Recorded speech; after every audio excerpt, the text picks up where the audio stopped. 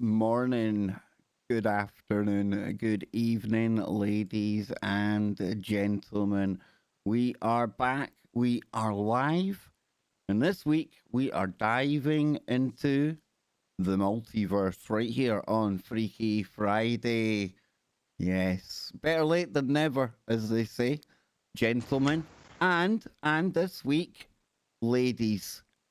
Yes, and they say that we're too toxic over here on Freaky Friday. Oh no.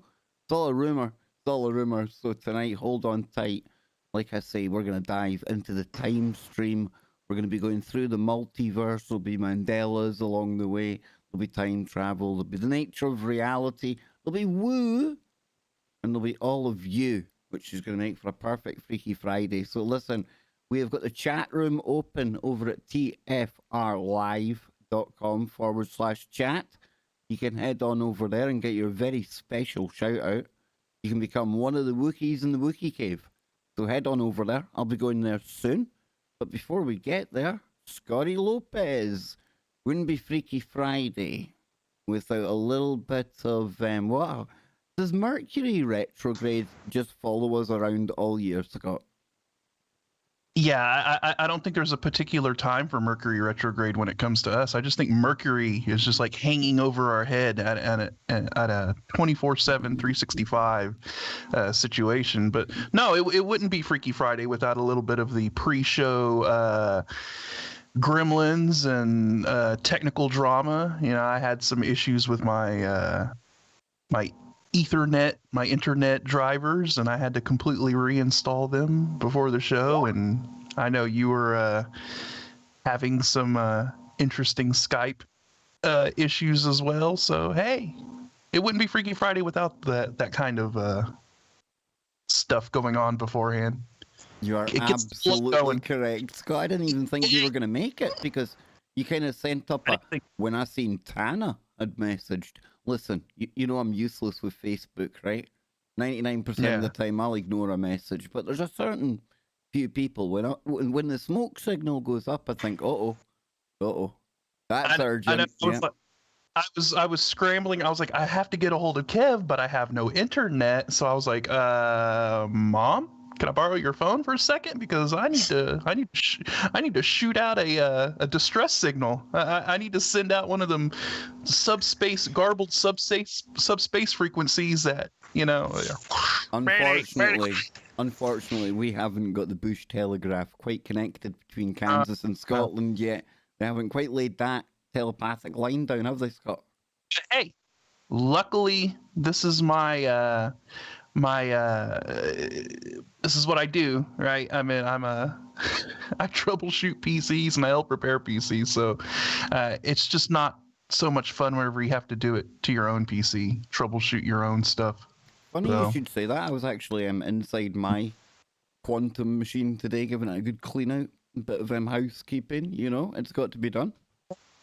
I gotta do that to mine as well. I think I'm gonna have to flush out the old liquid cooling and top her back off again. Oh, look at it, the liquid cooling, the flux capacitor, says he. Anywho, before we get to our very special panel member today, it's our man of mystery. Some call him Kevin, some call him Nacy. Either way, he is one of the main men now right here on Freaky Friday. He's one of the three amigos. He is really kind of he's made me and Scott really kind of buck up our ideas. He's come in like a whirlwind, but it's been a whirlwind of positivity, and that's what Nacy is every time he takes to the airwaves. So, brother, welcome back, man. How you doing? Would it be too woke of me, or would it be wrong of me to say womb, man first? If I bow down and let this incredible entity share her perspective, because that's what we're all here for at this moment. So I bow out, hello, hi. And next we have the one and only from California. Yeah. You see, there's only so woke I get, Kevin. Come on, man. Nanogirl. I was saving you to last, you know. I was going to give you the big drum roll. And then Kev kind of derailed me, but you know I was saving you for last Nano. I've been looking forward to this one. How you doing? Hey, thank you. I just want to thank you guys, you wonderful guys, for inviting me to the inner sanctum of the Freaky Friday Woo crew. Thank you. I am honored to be here tonight. So I'm looking forward to our conversations and buzzing all over the universe and having fun, just kind of sharing ideas and getting knee deep in it, as they say. Yes, it's definitely going to be a good one now. I'm trying to pause for a bit of time here so I can get over to the Wookiee cave. So I want to give a big shout out to people over on TalkStream Live. Big shout out to all of you. Paranormal Radio app as well. The Paranormal Radio app. This is where we really get into that genre. The weird, the wonderful, the woo. And talking to the paranormal, don't forget, coming right up after Freaky Friday, as always, Brent Thomas will take you through the paranormal portal. So we're kicking off 5 hours. 5 hours of non-stop paranormal woo, and it goes on after that on TFR. It's non-stop. So with that said, I'm going to go into the chat room after the first break over at TFR. I've got a bit of an issue here. As Scotty knows, I was having issues even being heard about 4 minutes before the show. So we're lucky just to be here, right? Exactly. Like I said, I was glad that I wasn't the only one dealing with technical issues as well. You so want a little quick kind of rookie mistake story that you'll get a kick out of before we go, Scott? Huh? Went in to clean the machine today. Took out the graphics card, as you do, you know, took the screw out, took it all out. And it's a big boy, you know, it's the 2060. It's not the new one. If anyone wants to donate one of the 3060s, I'm going to be a willing recipient. I would be a very willing recipient of the new video card. Anywho, right? Anywho, we're going away and we're getting it done. It's squeaky clean, bro. It's looking good. All the fans are looking like they're new, and puts it back in, and it's a squeeze. It's a squeeze anyway. So gets it all in, power restored, turns it on, and then I get the dreaded screen. Oh boy, no PCIe plug inserted. I'd only put in 6 of the 8 plugs. See, you get the 1 bit, and then it comes with the extra bit on the end. Yeah, man. So I had to go back down, tunneling underneath the desk, and excavating, and dude, rookie mistake, man. You wasn't giving her enough juice, man. She wasn't getting enough juice. Mercury retrograde, Mercury Freaky Friday. Yep. Well, we just call it Mercury Friday. I think we incurred some universal wrath that time, me, you, and Joe Joseph, when we laughed at it. It was more than just laughing at it. It like marked us forever, man. Exactly, because the dilithium crystals cannot go any further. Fresh out of dilithium, dude. Honestly, I could have done with some of that today. You and Joe went beyond laughing at it to mocking it, and I think it's when the mocking started occurring that the universe was like, you know what? All right. You didn't see the whole chicken foot and Dreamcatcher thing I was doing off air as well, dude. I really incurred some wrath, honestly. But anywho, that said, we've got Nanogirl here today, and she is our very, very, very, very, very special guest on Freaky Friday. And Nano, when I said to you we'd do a Freaky Friday and things, this is kind of taking you away from the kind of stuff we usually talk about. But in a week that we've moved away from the kind of things that we usually talk about, I'm really excited about this. So I know you've put together some slides that we can use as stuff to lean on. But I want you to talk to the audience about what was your mind, what was your kind of thinking when I said to you Freaky Friday?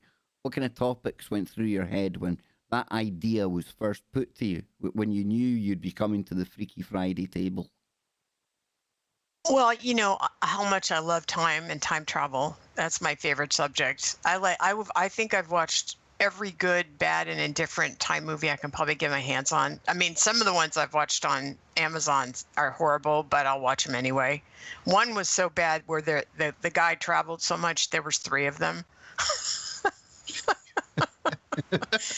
And the guy had a whiteboard, so he kept explaining like how it was his kid, and so then there was 3 of them. It's like I thought, oh, this is so bad, but it's good. So obviously time travel, and was that one? Was that one that was it called Dark? Is that the one you're talking about? Oh God, It's I like saw they're that one spread too. over 3 time periods. Because it was really I think confusing. I saw Dark. Well, yeah, are they in like the mountains and in a winery kind of place? There's that many different ones going on There, there. I mean, and this is like low budget. You got to be kidding me! Don't you have anything better to do with your time? It's no, I guess I don't. And so I just, and I love how each of the people that write these movies and produce the movies have their own ideas, the little nuances of what kind of repercussions there might be if you go back and forth and try to change something. Or like in this case, I said there's like 3 people and they're all talking to each other, which I think you're not supposed to do, but that depends on what movie you're in. It's like, okay. Yeah, I love stuff like that. And I think when I think about you guys go everywhere. And I think a lot of metaphysics, Mandela. I think about, I like all that stuff too. I really do. I've spent a lot of my time, especially in my 30s and 40s, getting into all kinds of metaphysical everything. Like, past life regression. I actually did a past life regression on my friend. I did one on I got one on myself. I read tarots. I did all kinds, you name it, and I've tried it just to see if it would work. I even tried to remote view, and that was interesting. And I actually went to a remote view class because I wanted to see what that was like. I wanted to see, is there a difference between remote viewing and being psychic? Were you able to do it, Nano? Did you pick up on the technique? I did. I got an A+. Does not surprise me because this is the lady that, you know how there's like certain vivid memories that you keep in your head, like you can remember like that moment, like you can relive it in your mind.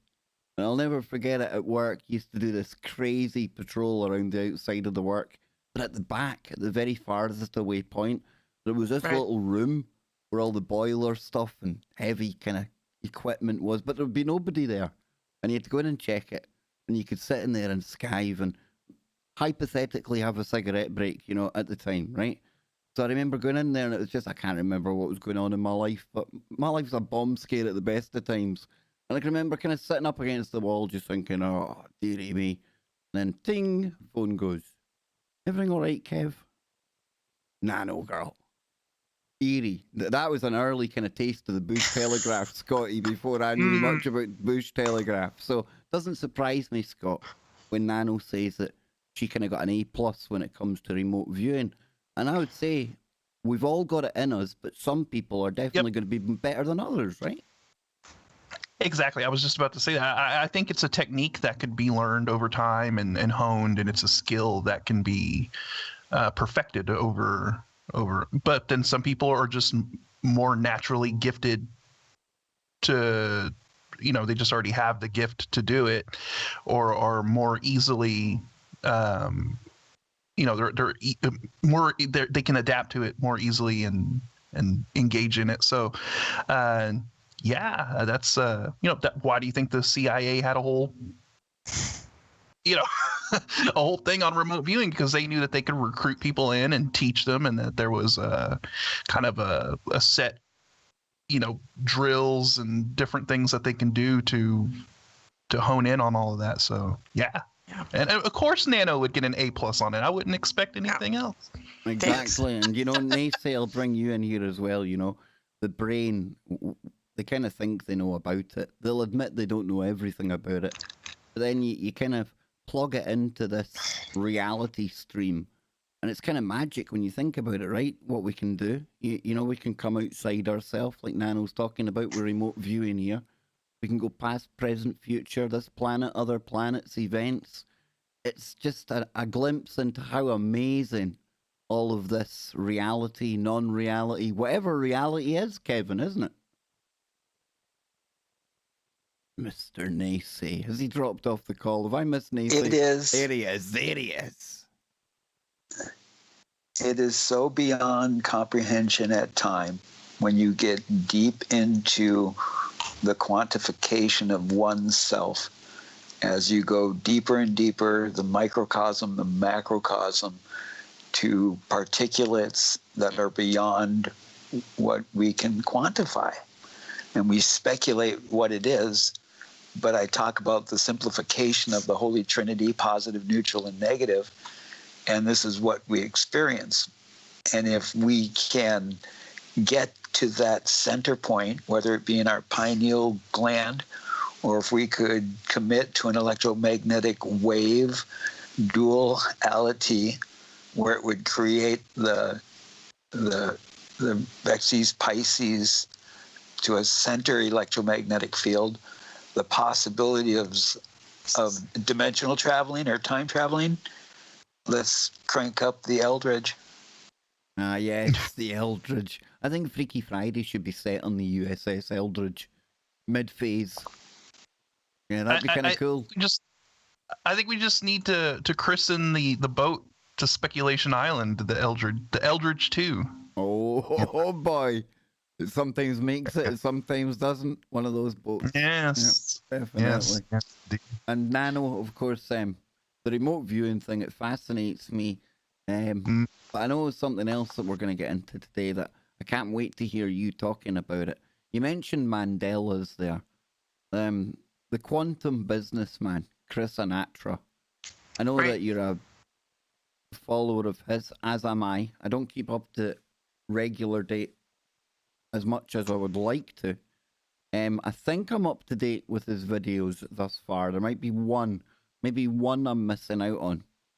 But that takes, or his research, the way he covers Mandela effects, he kind of takes it to a whole new level. Does he not? You know, what is so mystical about him is he has gone to the next level of metaphysics that I'm learning from him. Like, he is actually speaking and communicating to beings. I don't want to say entities because I think that's kind of more on the dark side, but beings that are in different dimensions and different timelines. He knows how to change some of the negative timeline, what do I want to say, events, so that they're not as harsh, and that he can soften them, and that he can roll them and help roll them in a more positive way. He's done things like that. I mean, he also, when we talk about, he's got this thing called The Fringe. He has 5 little YouTube episodes. One's 8 minutes, one's 22 minutes. He's calling it Fringe. And so he's talking about the fact, and here's the magic of I listened to everything. I just kind of, because I wanted to talk about all 5 of his videos, because I had already listened to the previous 5. And don't get too deep into them, because we're just kind of, this first segment, I just we'll want set to it all throw up. one sentence just to whet everybody's appetite. Nice. That it actually affirms the decisions that we've all made to leap forward and leave the politics behind and take a very different road, and that he actually outlays what he sees as positive goalposts or what do you want? Not goalpost? No, guides, or what's the word I'm looking for when you say, "Oh, look, that's an affirmation. I'm on the right road." A little Easter egg. There. So he's affirming. I thought, this is magical. He's affirming where we're going, where we are, the decisions we made. I had that kind of moment on the Australian show, as you know, because we talked after it. Right. When the guys all kind of laughed and smiled when I told them I'd kind of walked away from that side of things, and they got it. And I don't know why it was that moment for me, because I never know if I'm right or wrong. Nobody really knows. You don't honestly ever truly know if you've got things right, And I was still in two minds whether there was something going wrong with me, going crazy, moving away from all that stuff. But no, that was a moment for me when I realised that moving forward, this is the way to go. The woo, the wonderful, the things that make you kind of really pause and think about stuff. So this first segment, we're really kind of getting a brief overview of the kind of stuff that Nano was thinking about, the kind of things she's put together for us to talk about as we go forward in the show. So is there anything else in there, Nano, that you want to kind of throw out there before we head into the first break here? and then we'll get into all of it on the other side. Well, I'm also hoping that you guys are going to throw out Oh, some really yes. awesome stuff my way, and that tonight I have an opportunity to discuss those with you. So this is really a wonderful opportunity, because usually I'm on the listening end, right? I'm always lurking in the back doing stuff, and I'm always Freaky listening. Friday's a good show So- for lurking, isn't it? So even if you don't see me in the chat, I'm listening, and I'm out here doing my thing, and I'm listening. So this is an opportunity for me to talk to you and get your, ask you guys some questions. So I'm looking forward to that too. It's a lurker's paradise. Excellent. It It truly is, is. Scotty boy. And Nano mentioned regression there, past life type things. We've joked now for a while. Well, it's more serious than a joke, but that familiarity I have with Donnie, I'm half thinking I might have to go and, how do you find a reputable regressor?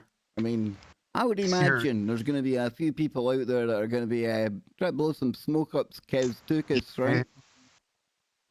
Yeah, I mean, it's one of those fields where you probably deal with a lot of people that are, charlatans and all of that stuff, and it's tough to find kind of the real deal. But no, I mean, I definitely believe that this kind of connection that you feel with Donnie whenever you speak to him and stuff like that. I definitely think that sometime in the past you guys have crossed ways. You've crossed paths, and I've tried, it's Scott. that I've tried, memory. right? I've tried. Yeah. I've tried in quiet time. With Anne being on nights and things like that, I've told you before I can't meditate, right? But I've tried. Yeah, I've tried to kind of quieten the old head, see if I can get anything. It's just, it must be there, but not for me to unlock. So hopefully somebody else can get into it. I'm the same way. I absolutely cannot shut off the noise in my head when I try to meditate. And I've tried they're like, oh, focus on an open field and, and all of this But stuff. then things And start happening in the field, and then my head tells me, but Yes, Kev, you're making exactly. that field in your head, and you're supposed to be not doing anything in your head, and now you're thinking about it, so it's buggered. Exactly. ABC. What do you Thinking say of to the Kevin? people- What do you say, Nacy?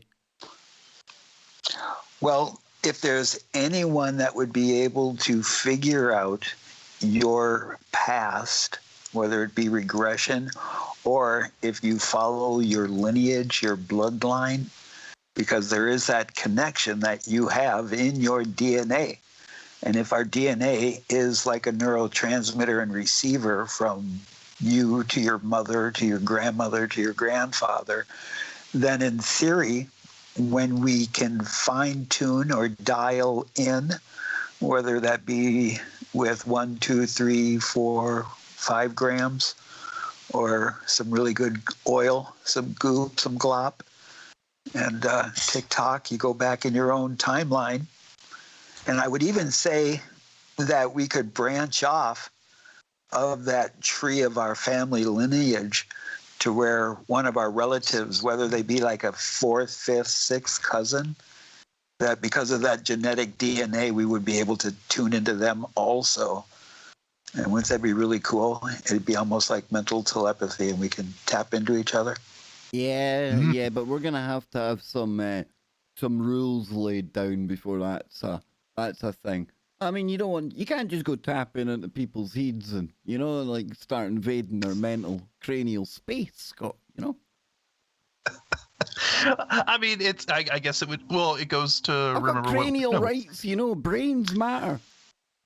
Well, remember when we were talking with Luna and Donnie and John and Wayne and Luna was when we were talking about the Bush Telegraph and stuff. Luna was like, "Hey, you have to be respectful, right? It's just like any other thing. You can't just kick open someone's front door and invite yourself in unannounced. You gotta." You want a really good outro to take us to the break.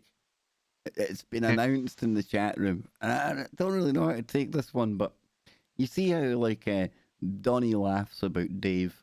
Now I don't know if he's joking or not, but Donnie says that Dave was an ET. So with that in mind, folks, we're going to be going to the first break. We'll be coming back on the other side. I don't know if that's a Very comfortable thought to have, Scott. When we get back, I also got to address something Donnie just said in the chat too, which I think might actually work for a meditation thing. Okay. So, okay. They're the music. They're the music. I'm away to go and look in the mirror to see if I can peel my face off like one of the characters from V. We'll be right back, but will I still be in human form? We'll see after the break. Don't go anywhere. Blah. There we go. There we go. Yes, indeed. So, on that really kind of, whoa, that's a weird thought.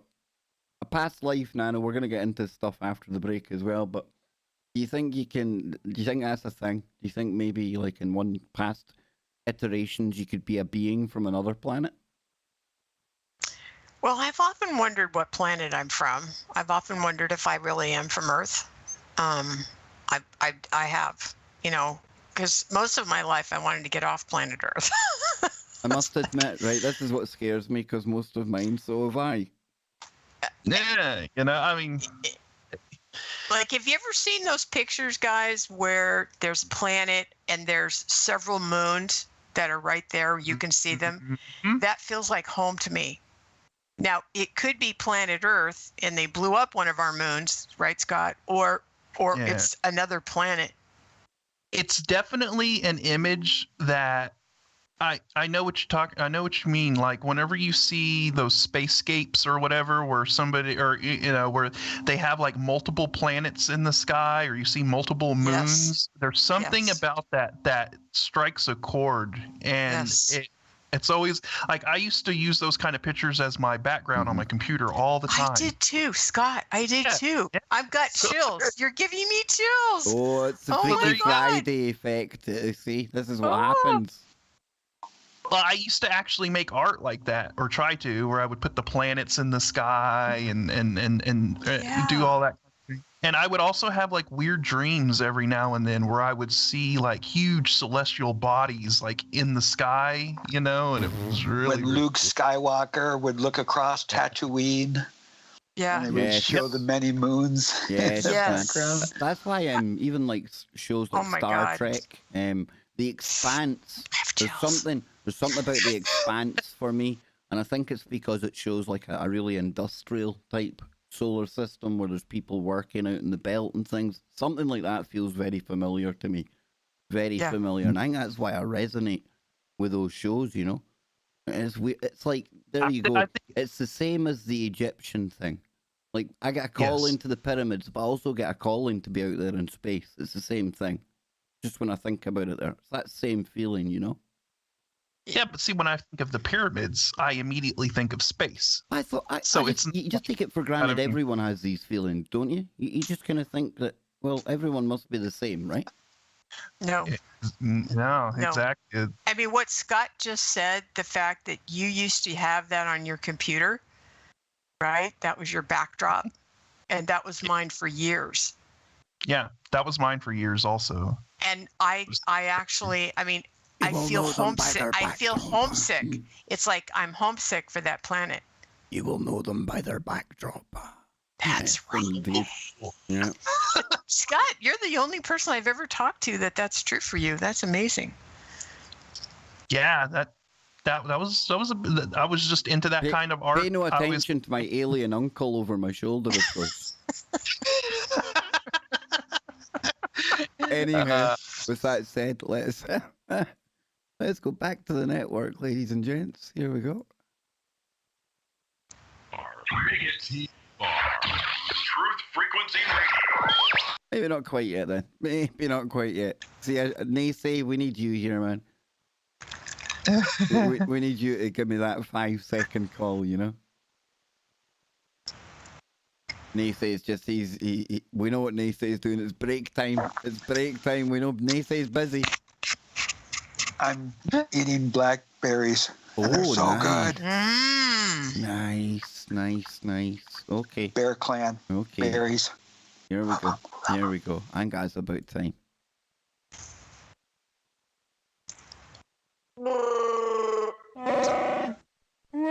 There we go. We're back. We are live, moving into part 2 of today's Freaky Friday. And wow, what a conversation kept going through the break there. We stayed on regression, after past lives, that type of thing. And I have to get into this with the team here because that really provided a really good conversation. And I said to you, Nano, didn't I? I said, do you think in your past lives you could be beings from another planet, another type of being? And that certainly resonates with you, right? Oh, absolutely. And like I was saying, Scott is the first person who actually put that on as his background on his computer that I've talked to.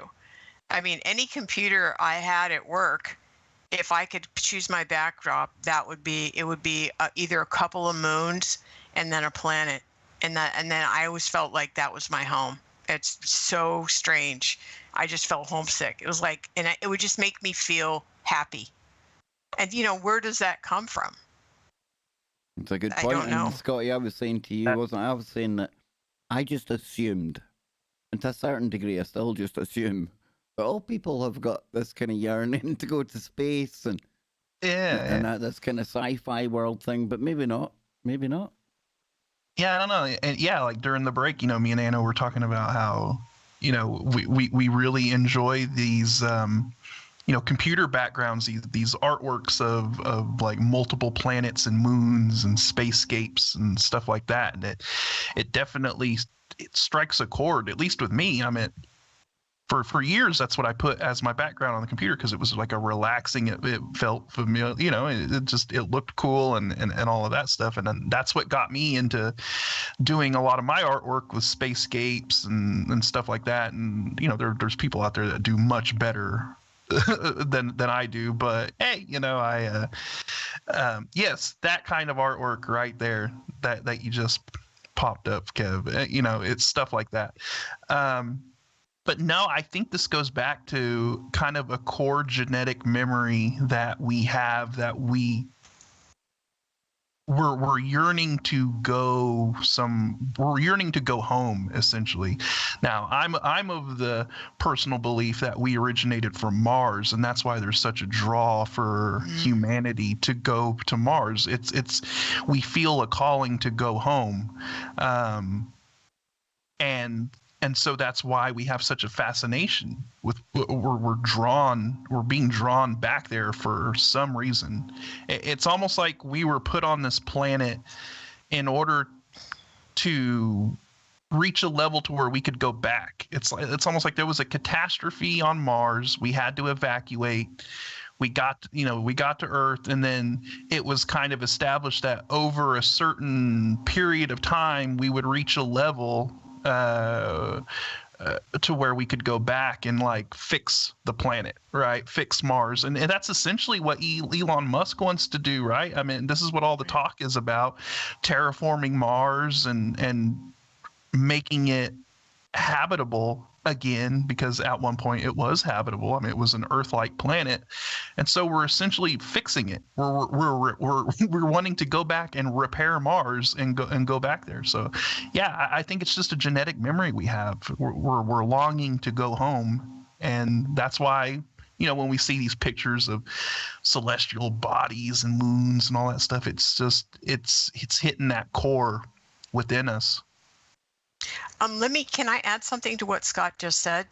So Scott, I did one past life regression on I went to this class, and the one memory is exactly what you just described. It's the only one I remember, that there was a war, there was an intergalactic war, and I was very young, and I was actually a man in that lifetime, and they dropped me off here.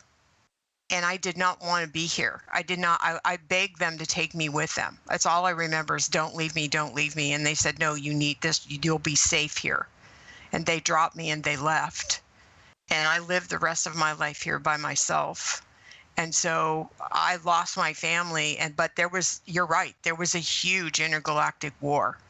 And so I wonder if that we were refugees, like they put us here. It's like we've chosen you. You're going to be safe here. And then they left, but they didn't come back. That's the exact Interesting. story that's in that book. Remember that book that had that effect on me, Scott?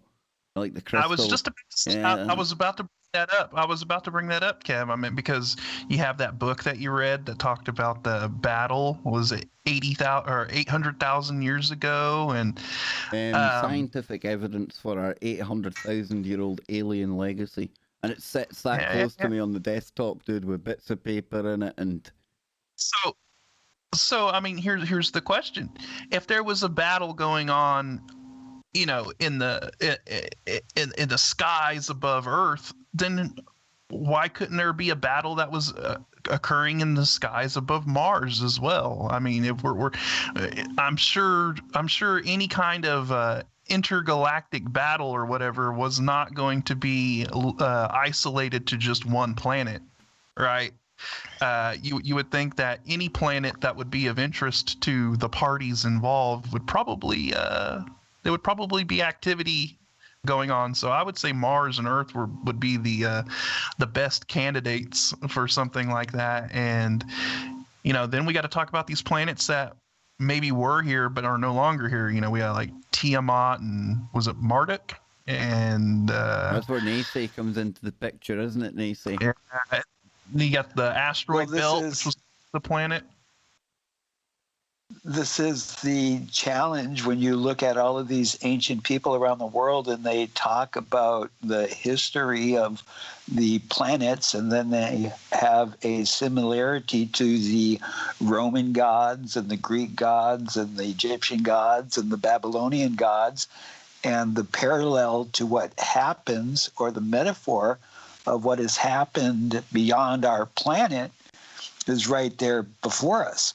But we can't see the metaphor beyond the whole world according to Disney. And Can I throw something out there?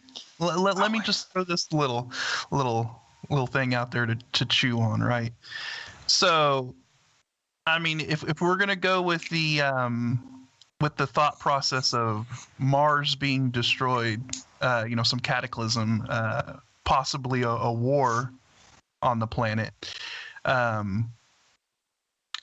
because I would say a massive nuclear war or whatever weaponry these beings had would probably fry the atmosphere and just completely devastate the planet and turn it into the wasteland that it is right now. But what if that's the reason we always associate Mars with war, right? Like Mars is the god of war, and everything is associated. What if that is tied to an actual war that happened on the planet, and it became known as, like the planet of war or the god of war, because there was so much destruction and havoc that had occurred there that it kind of just it echoes through time. It's always associated with war. So I thought I would throw that out there because that could be a possibility as well. If all of the planets had an alignment with each other, I'm sorry, Nano. No, go ahead. Where would our tilt of the Earth be orientated to?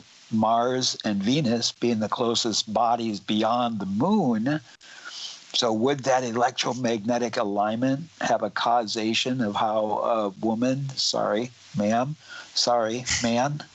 I'm in the woods here. Somebody, I'm shooting a flare up, bowing out. Nanogirl, I think you were going to jump in, weren't you? I was.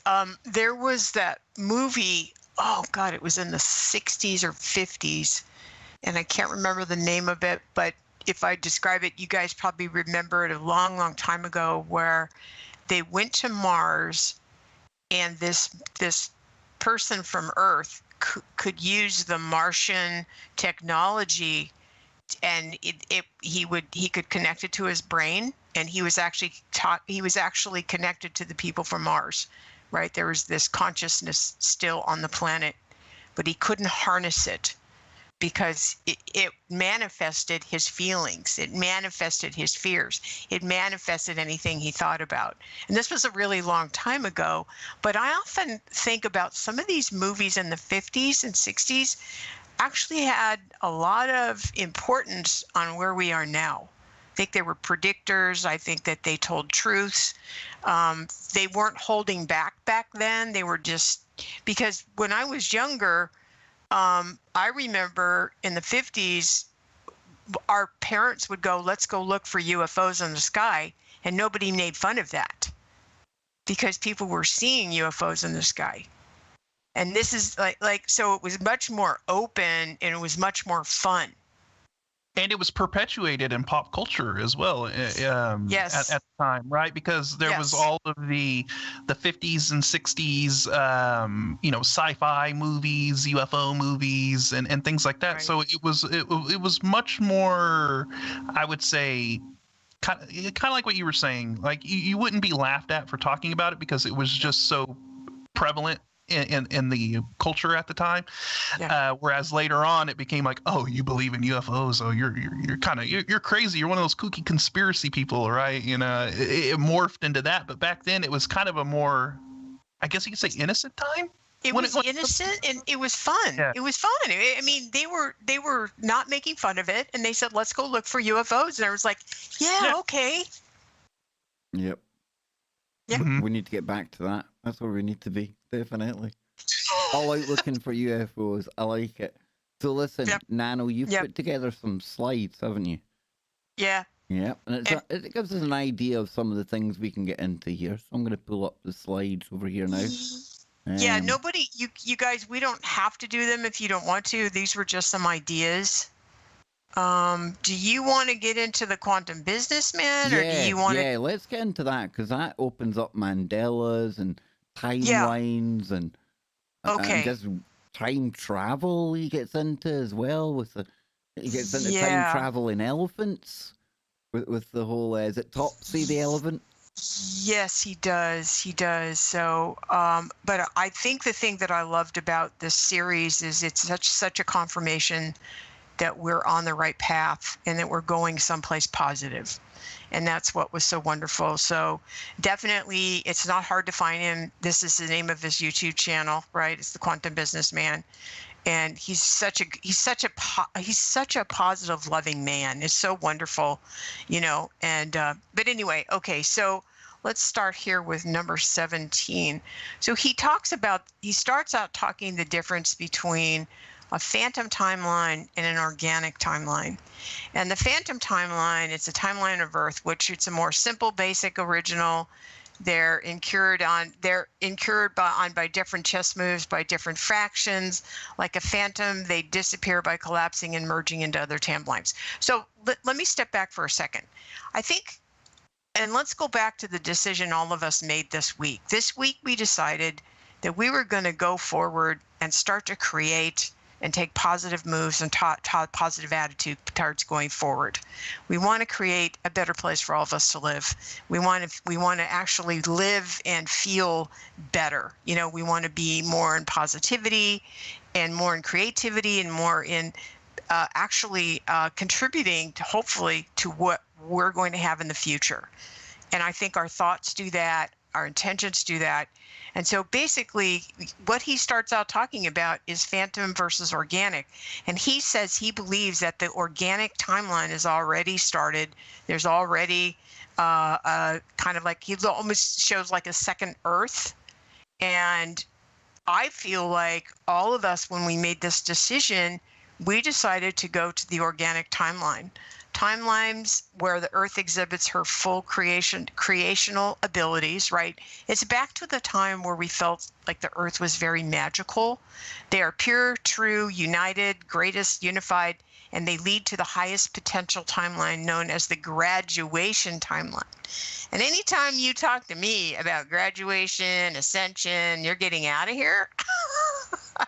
You have my full, unadulterated attention. It's like, yeah. That's not what we said on the show we done during the week, that it feels like maybe this is the time that we all graduate this time round. If you're starting to ask these questions, if you're starting to step back.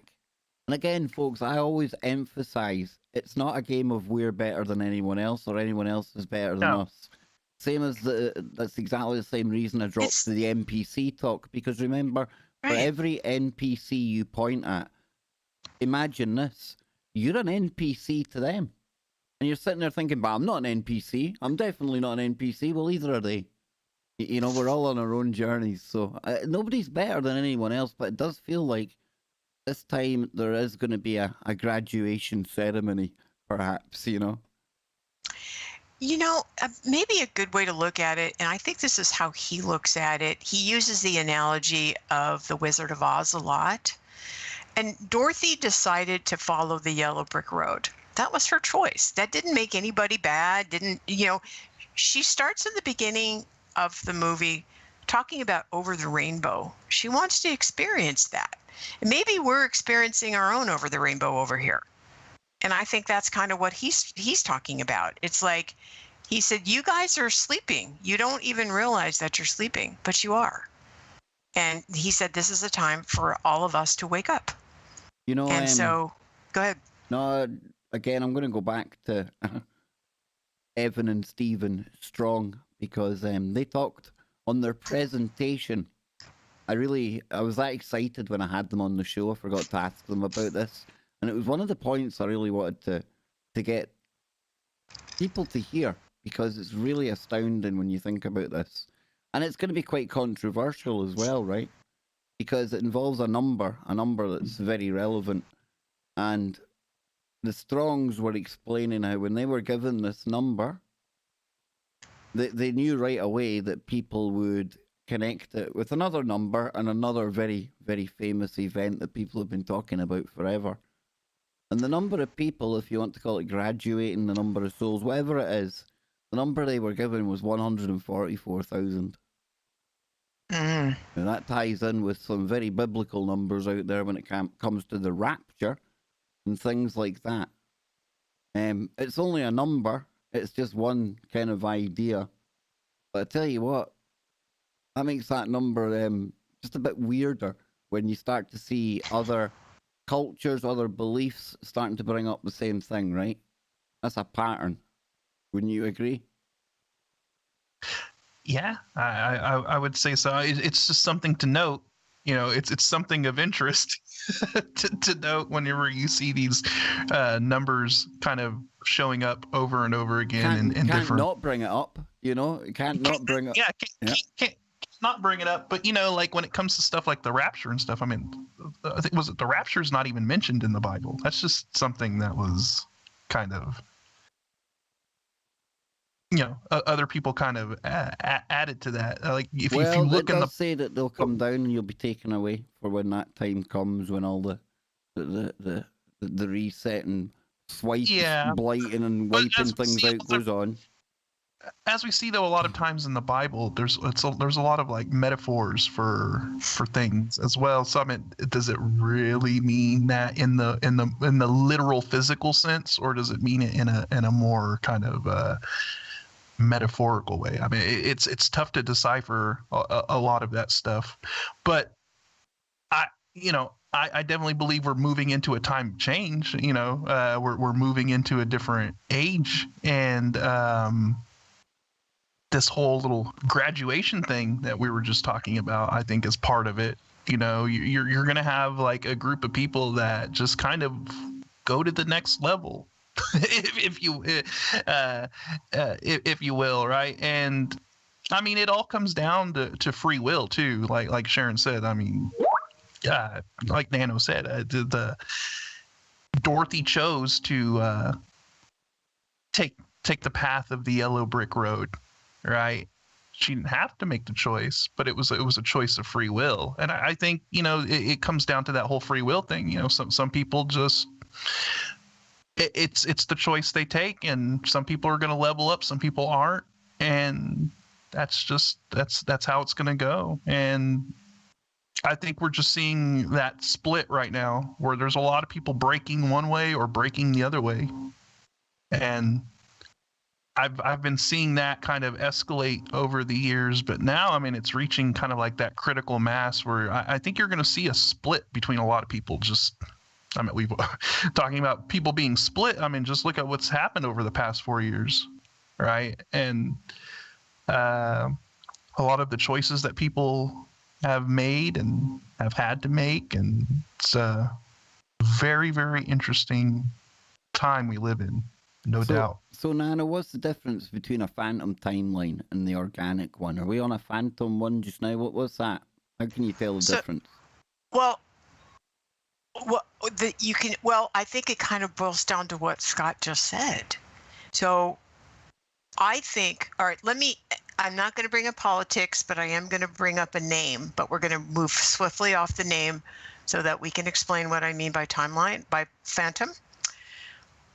I feel that a turning point for the USA, for Nanogirl, was when we enjoyed the Hunger Game inauguration day.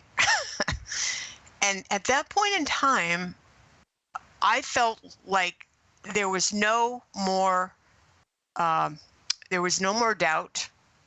that things had split. It was the split. And so what's a phantom timeline? A phantom timeline is something that's not, it sounds like it's not really very real. It's kind of simple. It's like simple. Everything's kind of black and white. It's based on control. It's based on some of the things we're seeing. Whereas when you look at the organic, and we're going to go over some of the reasons, some of the pictures and some of the reasons he calls it organic. But organic to me is the best way I can explain it is when I first started doing project management a million years ago, before we had to do time to market, we use those words, time to market, I could feel the whole project, when I walked in the door in the morning, I could tell you if my project was on track or it was stopped. And I would spend the morning finding out if it was stopped, then I would go check every single one. I would physically go visit my team, each one separately, and say, good morning, how's things going? And I would eventually find where the blockage was. It could have been a personal problem. It could have been a technical problem. We would resolve it, and then it would go back on track. What stopped that is when they started using artificial time and said, we have to now worry about time to market. And the energy and the energy flow stopped. So organic timelines means that you have enlightened beings who understand this energy and get out of the way of the flow. It's it's essentially a natural workflow where people just kind of organically work together or whatever, versus a structured workflow where there's set goals and set time frames to make your goal and all of that stuff. No, I see what you mean. Whereas you just kind of let people organically work on the project and as opposed to it being structured. So in terms of this timeline split, it's almost like we have an Earth where everybody just kind of naturally gets along with each other, and it's a natural progression of everything, versus a control grid sort of Earth, I guess you could say, where things are a lot more structured, right, wrong, black, white. So okay, I get it. Yeah, and it makes sense. It does make sense. Yep. And I think enlightened beings don't need structure. We don't need a box. We don't need a building that says God lives there. We don't need, and I'm not landing on anybody's church. I'm just saying we don't necessarily need that. We don't need someone to tell us what to do. We don't. In fact, let me throw in one piece of time thing I want to share with you guys, and I know we're going to jump around a little bit. One of the things I looked at was I was looking at the Jeff Bezos clock, the 10,000-year clock, which I crazy, included in the slides. Yeah. And I kind of wondered if we had the Egyptian times, right? If we go back to right there, we had their view of how to measure the seasons. But when they were doing it, a day would be a day, not by the hour. And you have to wonder how business works and how they sort of structured trying to control the people on this planet. Did they create time, like hourly, to structure and have more control over us. We'll be right back in not an hour, but 3 short minutes. Don't go anywhere. There we go. Wow, 1 hour down already. Scott, Bezos is building a 10,000 year clock. Whoa. Yeah, Wow. and I actually have a little video I'm hoping Kev can play for us for 3 minutes, which would explain the whole clock. Can you play it, Kev? Nah, I'm not. You can't? Nah, I'm not gonna play any videos. Nah. No. Okay, but if you go back to our slides here, if you go to number 7, That's where it's called The Clock of the Long Now. Yep. Have you heard of it? Fuck. Yep. I've covered this. Yep. I've covered this one. It's the weirdest thing ever. Was it? Is it 42 billion or 24 million? $42 million, I think, right? Yep. Yep. And so basically, this is supposed to last for 10,000 years, Scott. And so he's building it in a mountain in Texas. Whoa. And yep. And they want it to be able to. They're building it so that it can run for the 10,000 years. It'll be easy to maintain and that people can actually see it. They're also going to try to figure out a way to protect it so people don't sabotage it or try to steal it. I think it must have been Jimmy Jeans that was on, because I honestly thought it was you that was on, Scott. Must have been Jimmy. Must have been Jimmy. I've never heard of the Bezos clock. That's crazy. I had no idea he was building anything like that. It's right down. It's like I compare it to Cheyenne Mountain.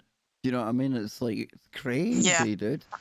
Yeah. I mean, look, people wouldn't invest this much money into something if there wasn't something to it, right? I mean, exactly. Even being a billionaire and having the money to blow like that, still, the people like that like to hold on to their money and they don't just waste it on things like that. There's waste in it, and then there's waste in it, you know. At some point, when you go, Nacy?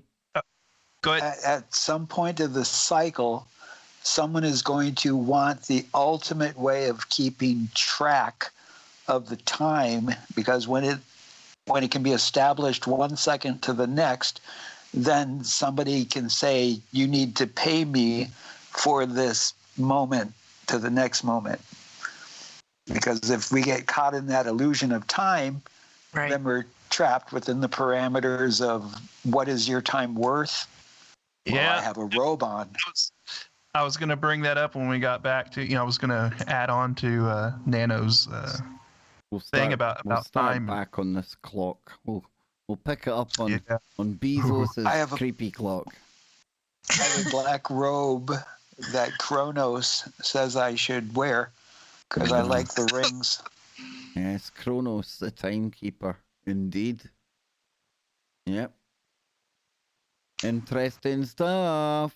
You enjoying your Freaky Friday, Nano? You guys are keeping me on my toes. Oh, it's I tell you, it's one thing working with me on a Tuesday night. It's another thing when there's like Kev times 3, and yep, definitely, it's good. Yep, it's good. It's all good. Watch the clock. Did anybody hear the crow earlier at the beginning of the show? I heard something. Maybe. Is that at your the crow in your area over there? Wasn't on my end, but I heard it at the beginning of the show. They deliver messages. I'm a fan of crows. I love crows. No, I'm not too keen on crows at all, I must admit. Not keen on crows. No. Not the one from the Omen. No. Hey, they're just messenger. Don't kill the messenger. Nothing to do with the messages or anything, but I don't know. I don't know. Never been a fan of the crows. Smart. They're super smart. One of the smartest birds. Here we go. They recognize you too. Here we go. Mm-hmm. True facial recognition. Brandon Lee. Okay, we're back. We're live and we're moving in hour number 2 on today's Freaky Friday, right here on tfrlive.com. Talk Stream Live. We're also going out on Paranormal Radio app. And of course, on a Friday, we do the simulcast. So wherever you are, for just joining us. A big warm welcome. We've got Nanogirl here. It's in the hot seat this week. She's brought some ideas with her, and we're really getting into some of them here. Before the break, I'm having a Mandela. Well, it's not really. It's not really. Because I thought I had done a show with Scotty recently in which we talked about a very magical clock. But I think it might have been Jimmy Jeans. If it wasn't Jimmy Jeans, it may have been Ben Emlyn Jones. If it wasn't him, it could have been any of my other guests. Because let's face it, we talk about everything, right? But what is this creepy clock that we're on about? Well, just to give a little bit here for before Nano takes it over and takes us deeper into this. It says the clock of the long now, also called the 10,000 year clock, is a mechanical clock under construction that is designed to keep time for, guess what, 10,000 years. So it has been built by the Long Now Foundation. A 2-meter prototype is on display at the Science Museum in London, and as of June 2018, 2 more prototypes are on display at the Long Now Museum and store at Fort Mason Center in San Francisco. So the project was conceived by Danny Hills in 1986. And that's a different one altogether, actually. I've got the wrong one up. That one that you're seeing in the picture, obviously. No, here it is here. So, sorry, I stand corrected. The first prototype of the clock began working on December 31st, 1999, just in time to display the transition to the year 2000. Now, at midnight on New Year's Eve, the date indicator changed from 019999 to 02000, and the chime struck twice. Now, the manufacture and site construction of the full-scale prototype clock has been funded by Jeff Bezos and Bezos Expeditions with $42 million, and is on land which Bezos owns in Texas. So what is it about Texas, folks? Everyone seems to be moving there. I don't know, Nano, but there's definitely something more to this clock. I know, you're a billionaire, you're going to find ways to spend money on anything. But for me, when you see one of these cats getting into time and shielding it away in a mountain, a 10,000 year clock gig going on, you can't help but imagine what's going on there. Well, that's the thing. I read a lot of articles on it, and it didn't really say exactly what Mr. Control is interested in doing. I can read a couple of things here. The 10,000 year clock is both a pendulum generating an approximation of absolute time and is also synchronized to the sun at noon. Therefore, the clock must reconcile universal time, terrestrial time, and barycentric dynamic time, and also deal with the unpredictable changes in the Earth's rotation.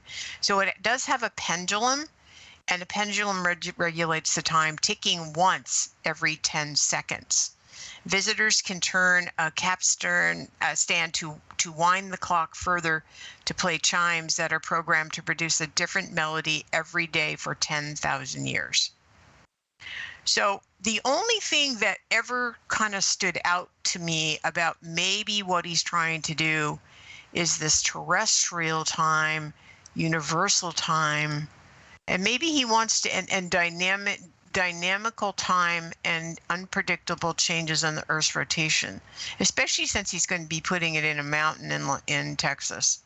And they haven't figured out how they're going to let people come by and take a look at it. They want to protect the clock. They're worried. They don't want to make sure that nobody hurts the clock, right? So I don't know. That's a good question. I didn't feel like I got very many clues from any of the articles I read. It says, according to Bezos, the plan is to build a clock that ticks once a year, where the century hand advances once every 100 years, and the cuckoo comes out on the millennium. And it's going to be built 10,000 feet above sea level in the Snake Range Mountains. So what does this guy know? Weird, Scotty, eh? Weird. Let's take a trip to Speculation Island because I'm Okay. geared up and ready to go here. First, The love boat.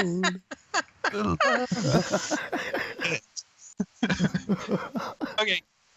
First thing that pops in my head, I mean, immediately my mind just starts, the gears start turning, and I start trying to think about like what would be the reasoning for something like this. So first of all, I'm thinking, okay, mountain, protected. This thing is mechanical. There's no electronics in it. So obviously we're dealing with something here that won't be affected by an EMP, right? It's all mechanical. It's all moving. But the only thing going through this clock, Scott, will be the odd neutrino. Yeah, exactly.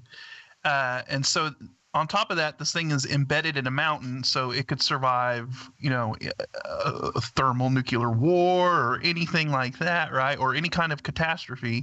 This thing's going to be for a clock. Yeah, it's going to be keeping time no matter what. So I'm wondering if this thing is there for, let's just say, a future generation of people who might be coming out from their vaults underground and have no idea what the date is, right? Because you can't keep time. Oh, dude, I love this, man. I love it, dude. This means that people in the future, right? Nacy, get this, because this means, right, you're looking at a future 2012 date. Forget the Mayan calendar. The next civilization are going to be playing with this thing. And they're going to be trying to tie dates to it and work out what it's all about, dude.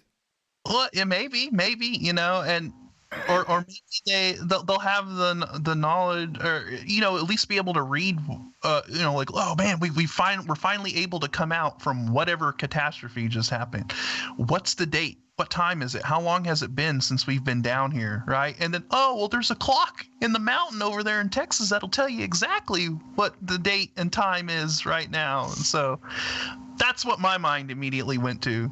They're prepping for something in the future, and they want people to be able to tell what the date and time is. Well, Nacy, come on, what do you think?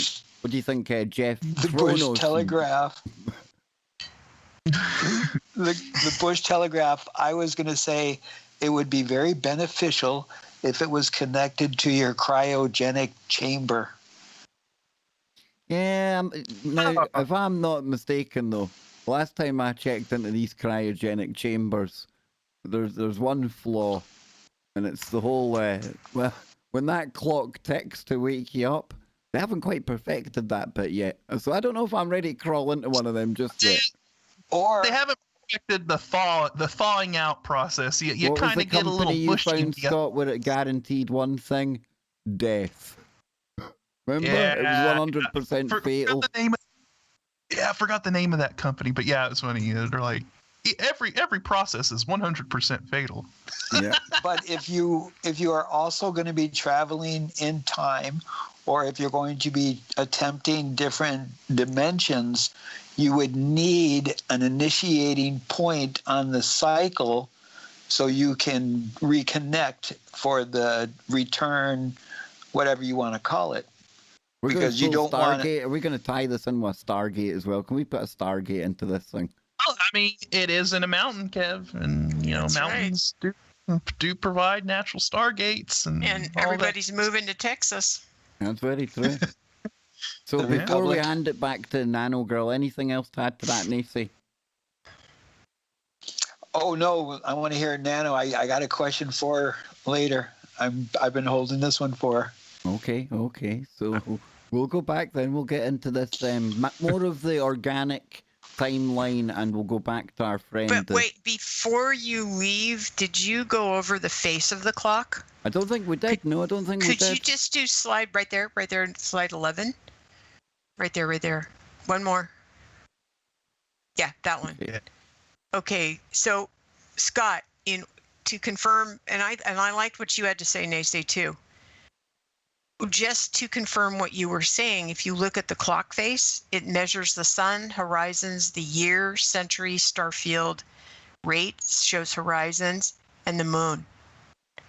It's a way of keeping track of time in every single way possible, right? It's a solar clock. It's a, it's a traditional, so if they needed to gauge what the date and time was, they could do it through any means necessary, through solar or anything. So I think that's very interesting. They're trying to encompass every possible way of keeping time into this clock. It's not just your regular clock. It's like everything in one.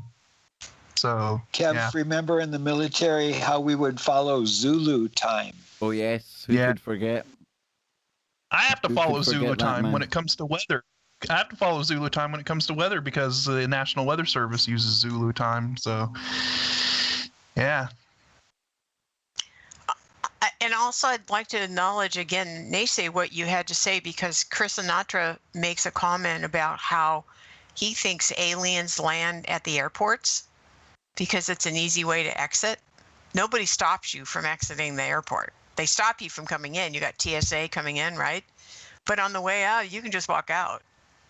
And so they can land, and why not land around this mountain? You've got this clock, and maybe it is a way to sync. Nano, you might need to backtrack a little there, because we might need to go over that theory. You can't just drop in that there might be like beings coming and going at airports quite as nonchalantly as that without me going, oh, whoa. Wait a second, isn't this Freaky Friday? It is, but we've also got a big audience that might not be up to speed with everything, Mr. Anatra says. So they might not be quite at the place where they need to be to hear that. But the next time they're in the airport, you need to be very wary of what's coming and going around you. So talk to us, what's Chris's idea around beings, time travelers, aliens coming and going? Well, actually, why don't we go through the slides? Okay. Because we'll build it up, Kev, but here I thought on Freaky Friday, you could kind of just wing it. All right, so let's go to slide number 19. Okay, now part of this organic Earth, and I would call it Earth that I would prefer to live in, is you've got these mandanimals, and what these are, an animal which is so unique and interesting that perhaps never existed in your past timelines. So these are going to kind of be Mandela ones. Giraffes with breasts. That's a new one for me. I've seen them talking about that one. The giraffes that now have big breast. Well, are you on number 19 or did you scoot ahead? No, I'm just thinking of some of the ones I've seen that people have talked about, these new animals, some of the ones that are around. That's one of them. Yep. He's actually got elephant with breast. Yeah. Okay, so let's just do 19 and we'll kind of go through some of these because these are the Mandela things, which is kind of interesting. And then, again, this is part of the organic Earth where what he says is Earth is so full of, Earth is like the universe's place of DNA, and there's so much abundance of animals and plants and things that get created here, and that is a part of this organic, right? You don't control it, it just manifests. It's a part of what this place is. And so it's kind of like a zoo, and I think we're part of the zoo here, maybe. You know what I'm saying, guys. And he's talking about animals that maybe have become extinct, maybe coming back, Anyway, so we'll start with these. So these were kind of interesting. One was a shaggy frogfish. That's that yellow one in the corner, which I hadn't heard before. And have you seen the blue tarantulas? I haven't seen those yet. No, I'd never heard of those ones. And as somebody who's arachnophobic, but is also morbidly curious at the same time, I've looked into tarantulas. No, I've never seen no blue tarantula. So that's one on me. Yeah.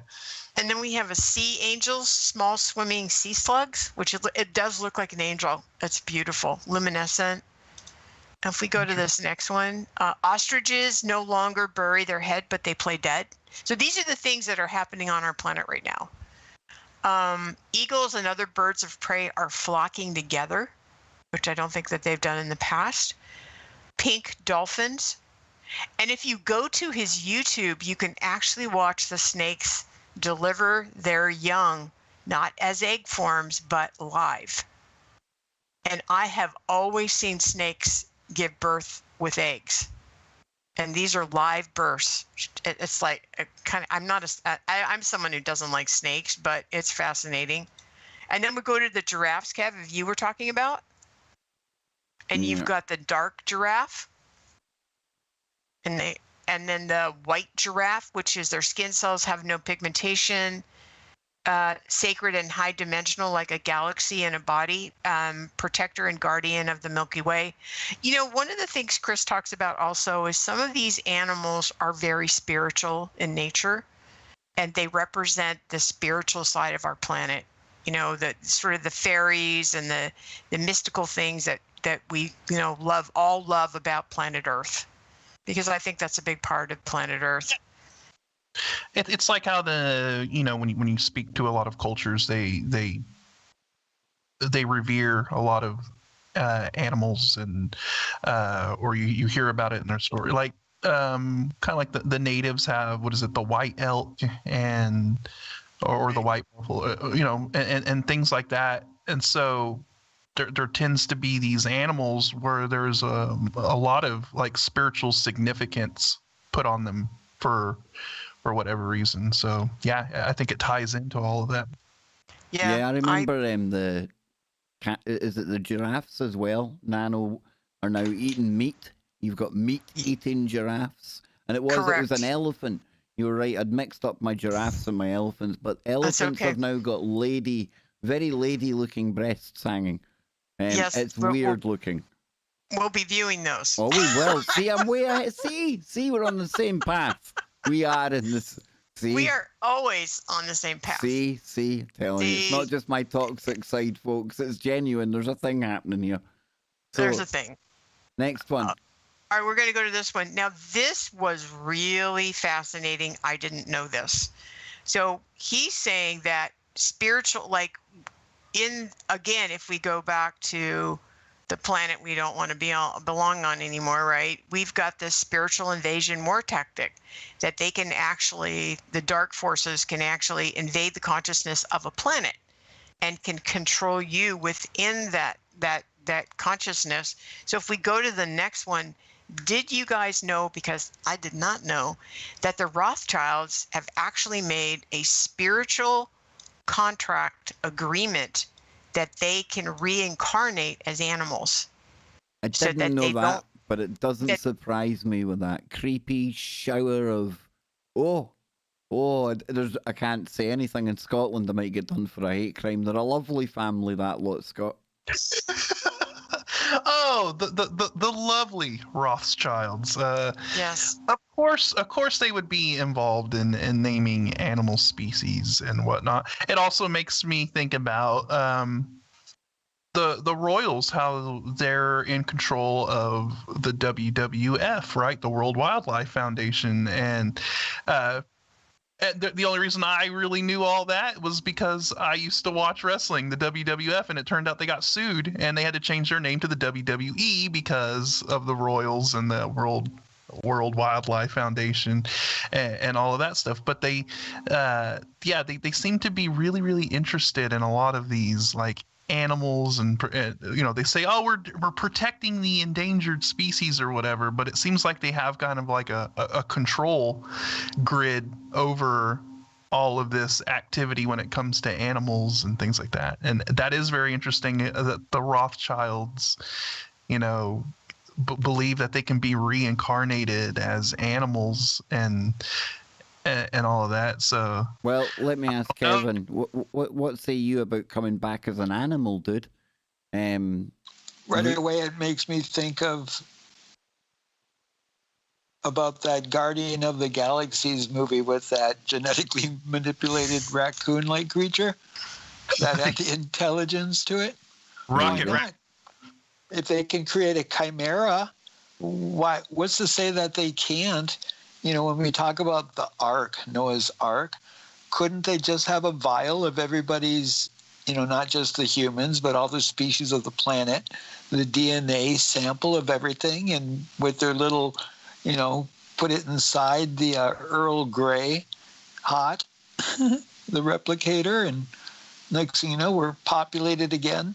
But I do love what Nano brought out. where like the Earth is possibly like a zoo where they put it out to the universe and said, hey, okay, this is the test.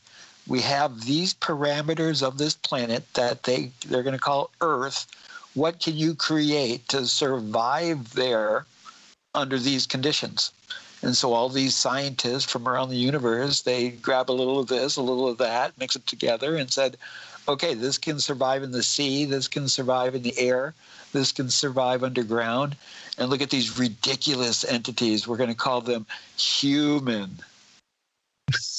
Indeed, I want to get myself a little Rothschild porcupine. I reckon that'd be kind of cool, Nano. I hate to admit it, but no, their butterfly. Did you see how beautiful Yeah, that is? it's a big butterfly, that thing. It yeah. drinks blood and eats rotting flesh. Ah, of yes. course it does. Yeah, of course they picked that one. Of course they picked that I one. don't say blah, blah. So what's next, Nano? Oh, this is looking very weird. Before we move real quick, I just wanted to add to your DNA comment that wouldn't that explain why the Greys pop by here? Because they weren't able to recreate their species anymore, supposedly, right? That's what we've heard. So they needed. Be careful, don't say Popeye too many times.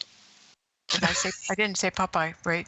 Okay, we'll move on. But I just wanted to throw that out there. Okay, so let's go to the white rhino. Ooh. Isn't that beautiful? Mm-hmm. And then the woolly endangered species protector of time and space, the woolly rhino, extinct species covered in long, thick hair to survive extreme weather and cold. And then we've got the leopon, offspring of male leopard and female lion, which, as he pointed out, when I was younger, they couldn't mate with each other. Like it wouldn't work. Evidently it does now. We have a ligar, also known as a golden tiger, offspring of a male lion and female tiger. I've heard of the ligars before, but the rest of them definitely not. Yeah, like a tigon, offspring of male tiger and female lion. And then we've got the pumapard, offspring of male puma and female leopard. Interesting. Mm-hmm. Yeah, I've never heard of any of those except for the liger. Yeah, and I know Right. the liger was created through breeding, and the offspring and stuff usually have a lot of health issues and things like that. It's not something that naturally occurs in the wild. But the other ones, if they're naturally occurring in the wild, I've never heard of any of those. I haven't heard of them either. You got the next one, jag lion, offspring of male jaguar and female lion, which is really pretty. The island of Dr. Monroe. yeah. Well, if these things are things, right, then you'd expect, Kevin, the Paleo Americans will use that example. You would surely expect that jag lions, tigons, leopons, pumapards, they would appear in like animal totems and things like that, would they not? They would be things that would be spoken about if they were things, right?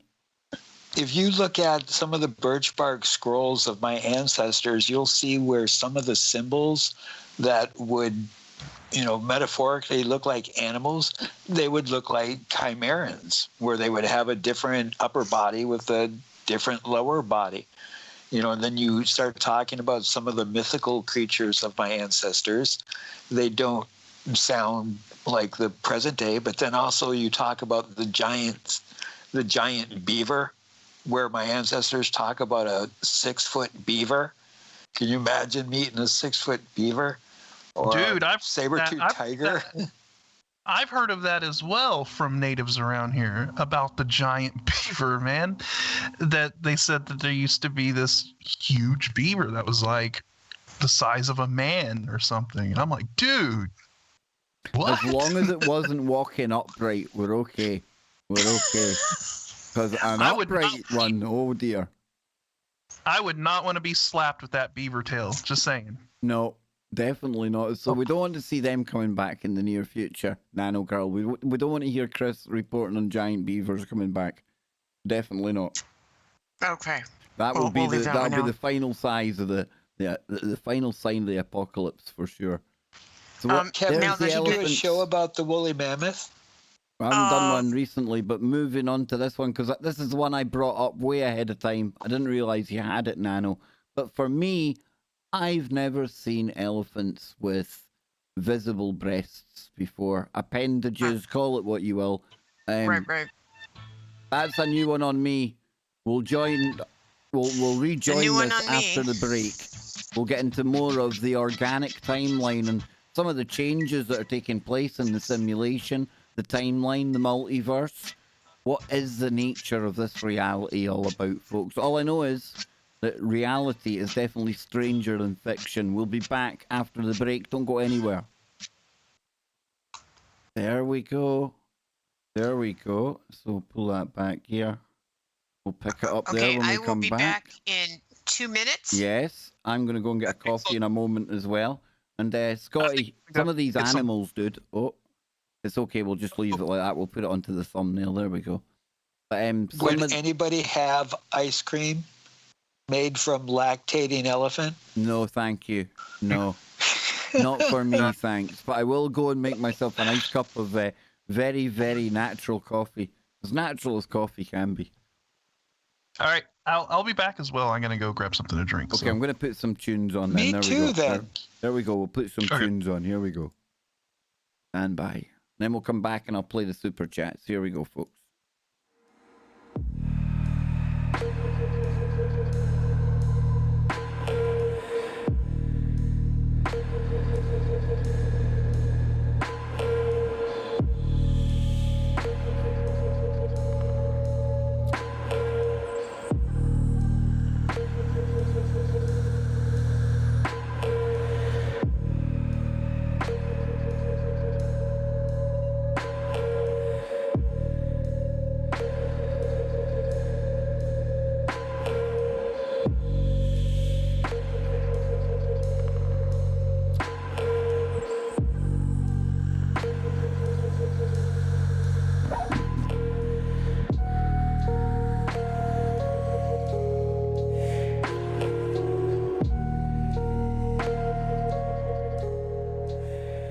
There we go. There we go.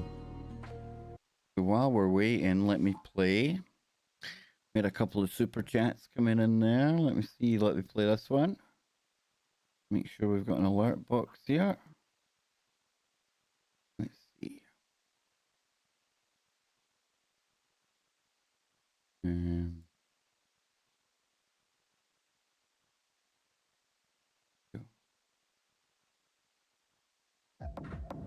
There we go. Yama Ani Isi Amaratha Thursday people. There we go. Probably not pronounced the way it should be, but we also had Tracy with a sticker as well. So thank you for that, John. And then we've got this one from Tracy. There we go. Thank you, Tracy. Thank you Tracy very, very much. Kane donated $9.99 through Super Chat. There we go. And the team are back. Just like that. Look at that, eh? Yeah. Yeah. While we're on the break, speaking of movies and kind of cheesy movies or whatever, it's not so much a time travel movie. I would say more of a timeline or dimensional kind of movie. But have you guys ever seen the one with Jet Li and Jason Statham? Good movie. What's that one about? So, Jet Li, in one dimension, I guess you could say, or timeline or whatever, he's a really bad dude. He's like a criminal. But then in another dimension, he's a cop and he's a really good guy, right? Now, the bad version of him, see, they have the technology to travel through timelines and dimensions and things like that. And he figured out that if he was to travel to each different timeline and take himself out, like remove himself from that timeline, it makes him stronger. But it makes all of the other versions of him and all of the other timelines stronger as well. Here we go. So, I kind of get into it. The premise is really weird and it's kind of crazy, but I like it. All right.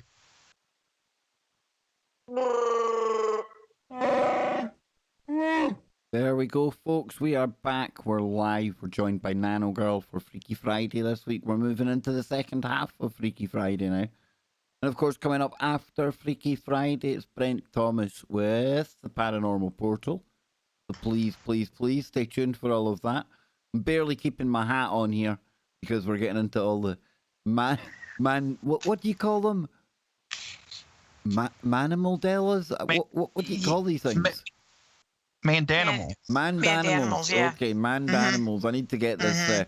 Need to get the lingo sorted. So let's dive back in to the time stream, the organic time stream, Nanogirl. There we go. Okay. We can go to the next one. Okay.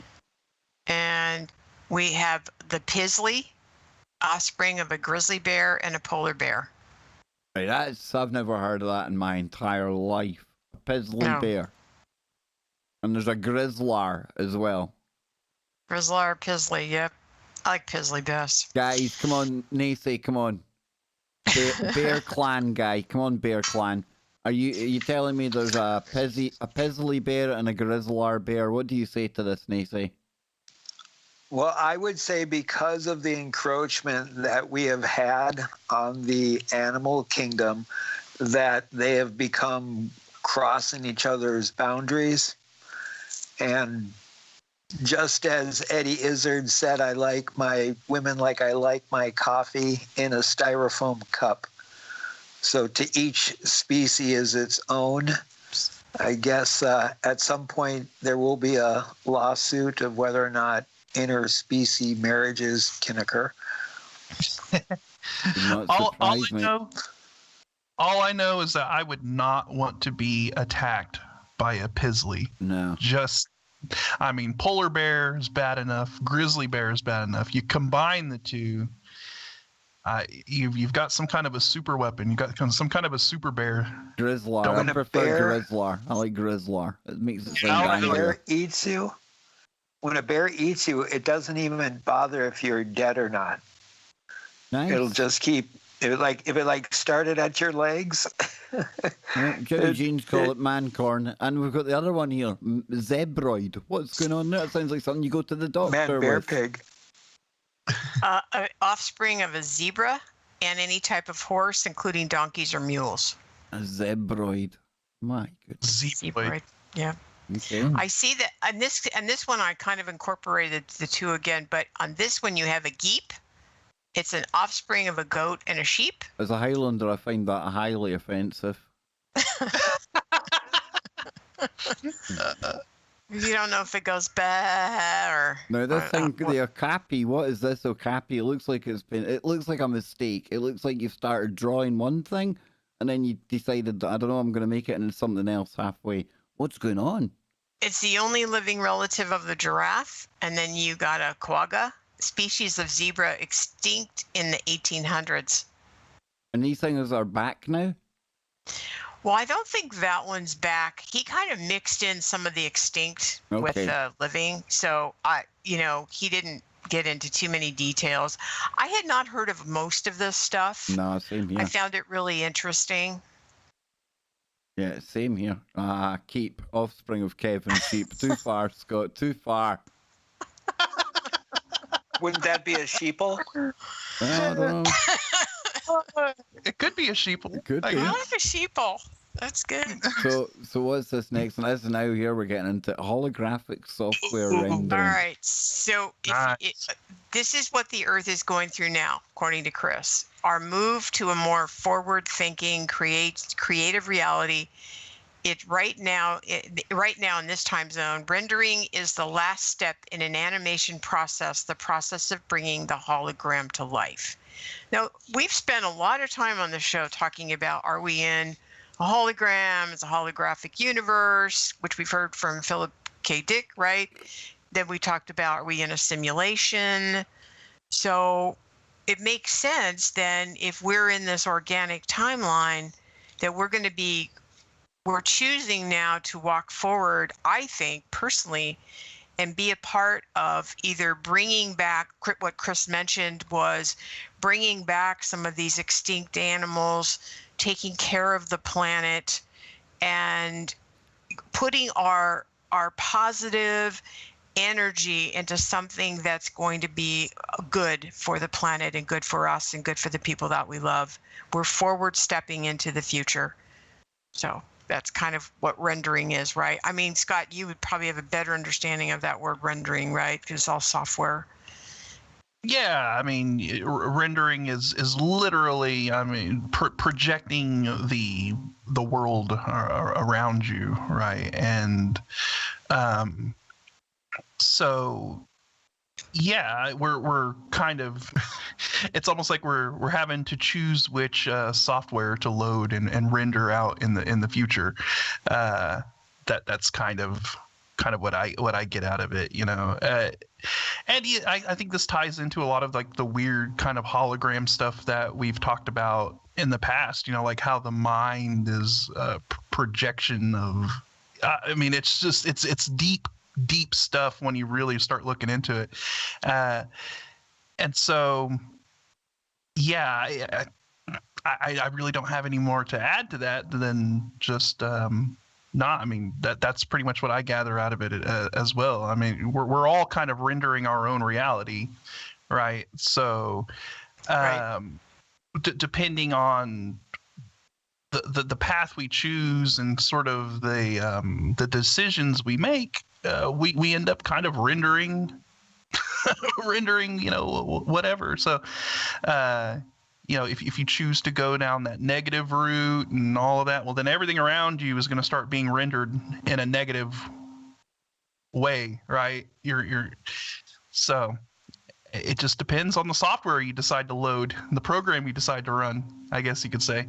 Yeah. Well, this is the brilliance of looking at ancient religions and spirituality, where they have this basic guidelines, you know, to where, like within the Vedas, how they talk about these fields and manipulating these fields. And it's almost like we're repackaging what has been told since civilizations of the past, and we keep relearning. And now with this technological advancement, I think of that old science fiction movie about the female robot that is brought to like AI, because we're now using these words that are usually found within computer programming, and we're explaining basically what we're going through in life, whether we call it I'm living life or I'm in the matrix. Well, I like it because someone in chat just said, I'm going to go render Starbucks. And literally they are. Like, if they've made the decision to go to Starbucks and go get a cup of coffee, they've rendered that in, you know, once they've got there and they can see the Starbucks, they've made that their reality. They're rendering their reality, because if they've never made that choice to go to Starbucks, the Starbucks would have never been rendered, right? So it's very interesting. And I remember, you know, we used to get into these talks a lot, Kev, kind of in the past, where it's like, if you're not viewing it, if it's not in your field of view, does it really exist, right? And I mean, you can say, well, yeah, because if you're not looking at somebody in the room with you, but you can hear them talking, then obviously they exist and they're still there. But what about like beyond the realm of that, right? I mean, it's a very interesting topic when you really kind of start to dig into it. Like, is what you're seeing really there if you're not seeing it? And I don't know, and it's weird. It's a weird topic when you really dig into it. Very, very, very weird. You know me, I think we live in some kind of simulation, but only because that's the language we've got. I don't think we've got the language to really explain what reality is. Yeah. That's the problem. We're trying to explain concepts that our brains can't comprehend, you know. So we're trying to grab at any little something to compare it to. You know, it's kind of like when we read the ancient stories of when they say, you know, people flying around in chariots. You know, they had no concept of what they were witnessing, so their brain had to grasp on to the nearest thing that they could associate it with, and they were like, well, if they're in these things that are carrying people, then they must be chariots that are flying through the air. So they just called it a flying chariot. You know, it's very, very hard for humans to try and articulate things that are far beyond, I think, what. In a way, I think a lot of this stuff we're not meant to understand. There's like natural firewalls set in place to prevent us from going beyond. And I think like when we're studying like quantum mechanics and we're going down, well, it's like I was talking about yesterday, Kev, right? The Planck scale, and we're going down to that level of small, I guess you could say, or the base level of what everything is built on. I think that there's just some kind of a firewall there that it's like we're Mario in the game, and we're not. Even though we're Mario, like let's say Mario, it would be like Mario sitting there figuring out what type of processor he's being run on inside of the Nintendo, right? It would be like Mario gaining this sudden realization and trying to figure out the silicon. Well, y'all don't give Mario enough credit. Y'all don't give him enough credit, I'm telling you. I think Mario gets it better than most flesh and blood human beings that are out there right now. I'm telling you. Hey, look, I think we all want to live in a world where we just run around and eat mushrooms and fire fireballs at things. Yep. Yeah. Now I roll around eating mushrooms. You don't need any encouragement there, and they say no more for you. Definitely no more for you. But I tell you what. When you go, Nacy? May I ask, with that being said, as you brought up today's topic and stuff, I went and revisited the movie of 2002, the remake of The Time Machine. Oh. And a very brilliant movie, and I'm trying to coin a new term, and I'm calling it apocalyptic movie. It's never gonna catch on. Oh. Nah, I can't even. I'm not even gonna dare to even attempt to stumble that. Apocalyptic movie, and I bring this. That's a bit, apocalyptic. I think I can get that. And it makes me think of movies that have, open up a new ideology, and then when you research it, you find the nibble of truth behind it. And I find this throughout that 2002 Time Machine movie, and it makes me wonder, because I know Nano has brought it up in the past about movies that she really enjoys that have a little bit more to it than just a basic timeline. And so this is my question to you, Nano. Do you have one of these movies, as we're talking about, time loop movies and of the such? Do you have one that sticks out of all the ones you remember? Oh gosh. I think. Well, I like so many. I mean, some of them are love stories. Like, I really like Time Cop, where he's a police officer and he enforces time. I love that one. I did see both of the Time Machines. I like both of them for very different reasons. I think I like the original one better because I think that's what we're dealing with. Like, he goes into the future and the people are docile and then they get called in to be eaten, kind of, and then they have enough food down there, so they stop calling them. Do you remember that one? I can't remember. He had names for all these people. The Morlocks and the Eloids. Morlock and the Eloids, yes. I think that was one of the most significant time travel movies I've ever seen. You enjoyed Travelers, didn't you? The TV show, the one where they. Not as much as I did. Was it Time Lapse? What was that one we really liked, the TV show that was on about 3 years ago, where they would get in the capsule and they were going into the West and stuff like that? What was in do you remember the T1? Timeless, I think that was, wasn't it? Endless. Timeless. Yes. Timeless. Yeah. Timeless. Yes. Timeless. Yeah. I really liked that. Travelers, I like that one where they kind of, in the future, they would know where somebody was about to be deleted or expire. And that exact moment where the soul would uncouple, there would be the consciousness sent back from the future to jump right in to take over the vehicle. And it was basically just using this vehicle that was just about to be done anyway. It's not like nobody got wiped out by it, but I thought it was just a novel idea. They'd done it with a quantum mainframe.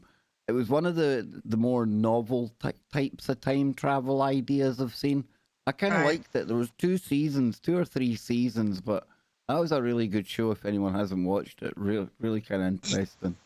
Yeah, because you had sort of a Rothschild-y kind of person you were trying to fight in the past. Yep. And you were trying to go all over history and stop him. To save the future, and yep.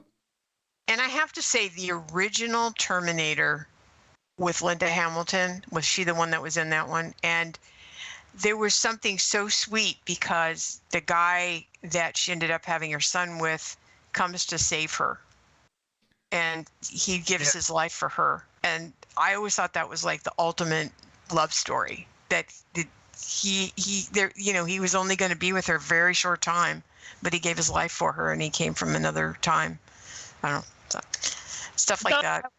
I like the original Terminator. I like both Terminators. The first 2, I think those are the everything after that was not. I don't consider kind of a real. Yeah. Oh man, but Back to the first Future, dude. Can't talk about it without Back to the Future. Of course, that one was good too. Yeah, but Back to the Future is the quintessential, main pop culture time travel movie, which is and it makes me laugh because like in the last Avengers movie, right? Because they had to do time travel in the Avengers, to go get all of the Power Stones, and I like how they kind of were talking about time travel with Ant-Man. And he was like, "That's not how it works." And they're like, "Of course that's how it works. Haven't you seen all the time travel movies? Time Cop, Back to the Future, and all that stuff?" And he's like, "No, that's not how it works." I think he was like, "What?" So he's like, "Back to the Future was a lie," or something like that. But yeah, I like the Terminator. I like the entire premise of Terminator. Like that was always struck a chord with me, like machines taking over in the future, and then you got to send somebody back to stop them. And listen, dude, that's not a movie. Think of John Titor. John Titor, the internet's most famous time traveler. He came back to get a piece from an IBM computer that doesn't exist in his future.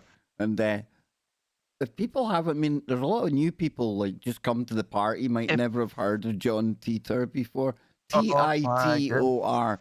Go and dive down that rabbit hole over the weekend, because wow, what a story, The first time I heard about the John Titor stuff was on Coast to Coast. Yeah. Back in the day, and then I was like, "What?" And I started looking into it. And way before Apex TV, Scott. Way before Apex TV, he was the real deal. This is before I quote unquote woke up. This was like back in 2004 or something like that. The real John Titor was actually a young boy growing up at the time. It's like he wasn't traveling that far back, When was the last post? Because I think when I first heard about it, Titor was still posting on the board or on the forums. The lawyer still goes out and talks, because I've heard the lawyer on with Clyde Lewis. You've probably heard that as well, Nano. A few years ago now, right enough, but they had the lawyer on for the family, talking to him, Yes. Mm-hmm. Yeah, but Nano, we're talking time here. And there are ways of maybe not time traveling, but perhaps time bending. Right. We can kind of play with time, can't we? Yeah. I actually put a slide together on that. Yeah, So see. go to number 4. Okay, I'll bring it up in a second. You know how bad I am. you I always start put to a talk slide about it. You together. start talking about it, and I'll bring it up for us here. All right. Okay. So, but I want to bring Algo in on this. Poor Algo. But Algo actually had a really cool premise, and he and I talked about it when I was, came on his YouTube. It was really awesome. Okay. So I read the book A Wrinkle in Time. I've never seen the movie. I don't particularly want to see it with some of the people that are in it. So I just decided to keep the book in my head. But anyway, I had never heard of the concept of bending time. So let me take one of these cards. Okay. And it took me a long time because it's not in a movie. So I had to kind of conceptualize what they were talking about. So they were just saying, so if you were going to point A to point B, it takes a certain, let's say you're driving a car, right? Can you see it? Okay. Well, then if you bend time, if you don't drop your timeline, and that was untimely. That could happen. Okay, and then you could actually cut it in half, which is what they talked about. And they said so they would time travel. Their whole premise in Wrinkle in Time, and they were talking to kids, so they made it kind of simple, is you just bend time, right? So here, point A to point B is just been reduced. So I just read the book and I was late for an appointment, and I could not be late. And I was off by 15 minutes, and it was going to be bad. It was going to be really bad. So I thought, okay, well, let's just do what the book said. Let's bend time. Let's just bend the time. So I just decided I had 15 minutes to do a 30-minute drive. And I didn't want to speed, and I didn't, but the traffic was horrible, just horrible. So I did this in my head. I thought, okay, I'm going to bend the time. I have 15 minutes, and I'm going to cut off 15 minutes, and I got to be there, right there. And I did it. And I just kept visualizing and conceptualizing and keeping this in my mind. Like I didn't take it off. I just okay, bend time, bend time, bend time. And I started doing it. I did it a couple more times. I thought, wow, that is really awesome. My sister can do it too. When I mentioned it to her, the kids in my family we're all pretty psychic. Anyway, so I'm on Algo's show and we talk about bending time. And Algo says, well, what if what you did was just, this isn't about time, it's about consciousness. It's about intention, that you decided that you were not going to be late, that you would be there on time, and that so you did that. And, I'm like, well, what about time? Isn't time a thing? And he said, well, what if it isn't? What if time isn't a thing? And that this is about your consciousness. And I've been spending a lot of time thinking about time and the fact that it really is still a mystery to me, Kev, that Geordie Rose could not answer you when you said, can you tell me what time is? And he said, I don't know. You can bet that Mr. Rose has probably spent some time thinking about time. And so it's interesting that he didn't have any explanation at all. But what if, so let me give you my premise about time and clocks, which is why I brought up clocks for the show. What if we only needed the sundial just to mark the seasons, and that there was some kind of invention, because you know how they always like to control us and measure everything, and clocks started coming around 200 or 300 years ago, like the hour ones, right? Hour to hour to hour to hour. So Scott, when we talk about our flow, we both know that you don't need time when you're having fun. No. You don't, there isn't any such thing. And yeah, you're right. It's a way to measure what I give you if I work for you. So you and I need to have a measurement, but in a way it actually makes me more of a slave. To me, it's more, it stifles me. Yes, you're absolutely correct, and I 100% agree with what you're saying. Time, as in what we consider it now, with the clock and all of that, you're right. It's all broken up into chunks, and you're expected to put out a certain amount of effort between those chunks. And it's used for our 8-hour workday. It's used for schooling. All schooling is teaching you how to operate in a workplace environment, right? That's why they ring the bell to go to lunch. They ring the bell to it's Pavlovian training. And it demarks these time blocks that they have set up for everybody, with the 24-hour day, 8-hour work day, all that stuff. Yeah. No, I'll get into it a little more when we get back, because I think, in the past, we were able to do all of these things without a clock, and it was much more efficient. Yeah, we'll get into it. Come back after a brief moment of time. There we go. Yes, indeed. A little wrinkle in time. They call it the break. And I've seen our good friend Brent Thomas was hanging out in the chat room. Don't forget, folks. Yes, we hand over the chalice of woo to Brent after the show, and he will take you through, yes, the paranormal portal.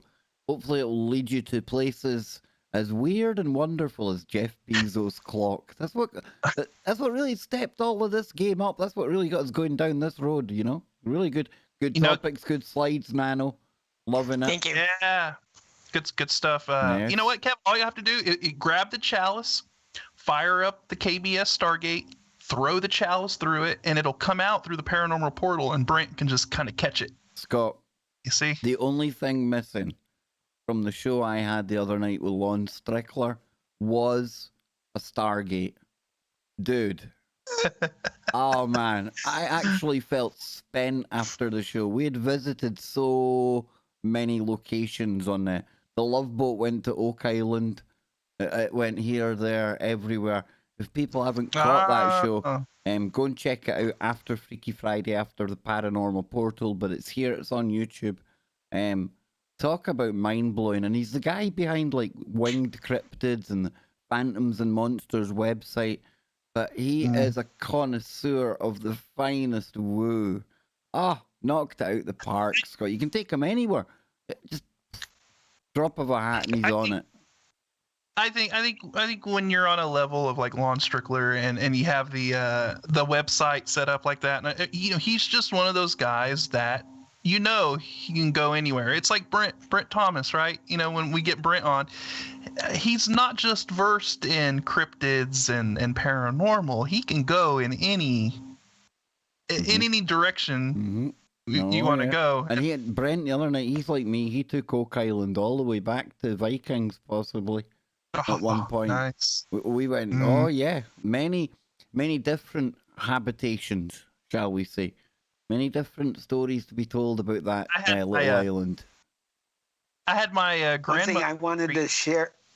When you go well, I was about to bring you up, and they say I had my mother or my grandmother very intrigued with the Vikings interacting with your ancestors over there in the Great Lakes. And she was like, "Oh yeah, it makes a lot of sense." I'm like, "Yeah, it does make a lot of sense." Well, as I was told, and of course, nostalgia or ethnocentrism or, the noble savage that, we would come to you with an open hand, but if you were to mess with us, we were known to roast you over the fire. Exactly. But one thing I wanted to add to Nano's story there, when my Niawee, the elder that gave me my name, when he passed away, we had an hour and 15 minutes to get to his funeral on a 2-hour trip that we woke up late to get to. And when we took off in the morning to get to Battle Creek, to where the ceremony was, there's no way we should have gotten there on time.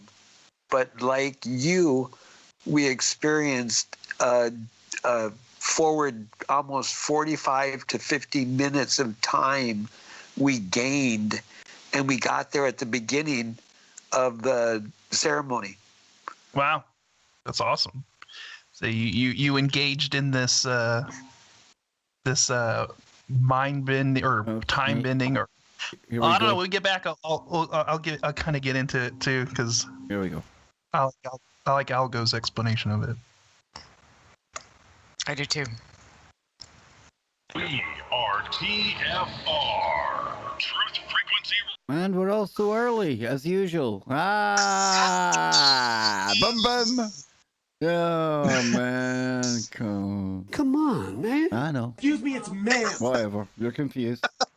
It's okay. I'm afraid I'd be shaming you if I said 20 seconds again. It's okay. Just, here we go. Here we go.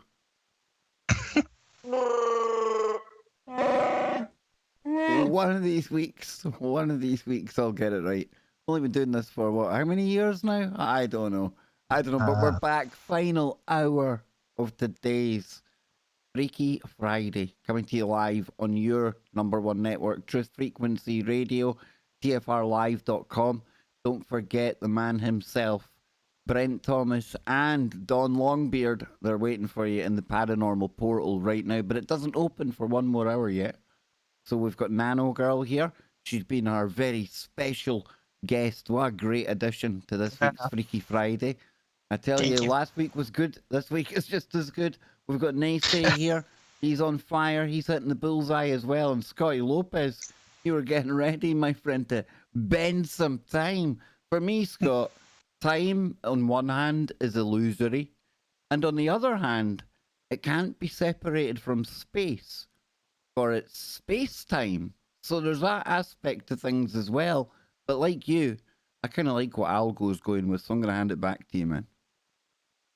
Yeah, see, time is one of these weird things where it's a thing that exists, but yet it don't exist, right? And it's also a thing that is a construct that man has created as well, the unit of measurement of time. So it's weird. But then, like, once you go into the quantum level and all of that, time doesn't even exist at that level, and everything exists all in one space. So the past, the present, the future are all. So it's a very, very complex kind of thing to get into. But before the break, I was touching on what Nano was saying about time, at least the units and the construct that man has created, being used as a control grid, and that's an absolute fact. We our entire lives revolve around time and looking at the clock and waking up in the morning and making sure we're at work on time, and that we go to lunch on time, and that we go to bed on time and wake up on time. I mean, everything is based around that clock, and there was a point in time when we didn't have those clocks. The only measurement that we were following were the cycles of the seasons and the celestial cycles and things like that. But everything in between, it wasn't divided up into these little chunks that we've done. I mean, aside from the celestial patterns and the seasonal patterns, everybody just kind of winged it and operated in a natural sort of rhythm, I guess you could say. Everybody knew what to do, and they got their work done, and they worked together, and they, by the time the night came, I mean, it was a more fluid situation. Everybody wasn't just dead set on, oh, well, this is the time we need to stop and start and all of that. So there was a much more natural progression. And I think that creates a more, well, going back to like this organic earth thing, it's a more organic, natural workflow that we're used to. And so yeah, I wanted to kind of acknowledge that, and yeah, I mean, our modern version of time is really, I mean, we're a slave to the clock if you think about it. There you go, Nano. But one thing that I wanted, I'm sorry. On you go. One thing I wanted to bring up, though, if you look back in the whole existence of candles and lamps, they had candles and lamps that were utilized as measurements of time. And as we look at the hour, it came from Egypt with Horus, that it took Horus 12 steps to go across the sky on the equinox of the equal day and 12 steps to go across the night until the next rising of Ra, or the sun. So there was a measurement, but it wasn't as, now the nano, pun intended, the nanosecond is counted because of the precious moments we have with the nanoseconds. And even then, I mean, even then, they had those measurements and kind of like ballpark, a ballpark measurement for chunks of time, but it wasn't like utilized as this control grid, and everybody's lives didn't completely revolve around the candle burning, for an hour or whatever. So it's been utilized over time, that everybody's been conditioned that they have to keep looking at the clock, keep looking at the clock and stay productive and all of that. So, yeah. Our clock is rapidly running out here. I can't believe it. I tell you, time definitely goes quicker on Freaky Friday. I know that much, Nanogirl. And going to the time bending thing, I'm sorry I never even got to that. I like Algo's perspective on that, because it's not so much you bending time, Nano. It was you manifesting kind of your reality and saying, no, I don't want to be 15 minutes late. I want to show up on time. And you did.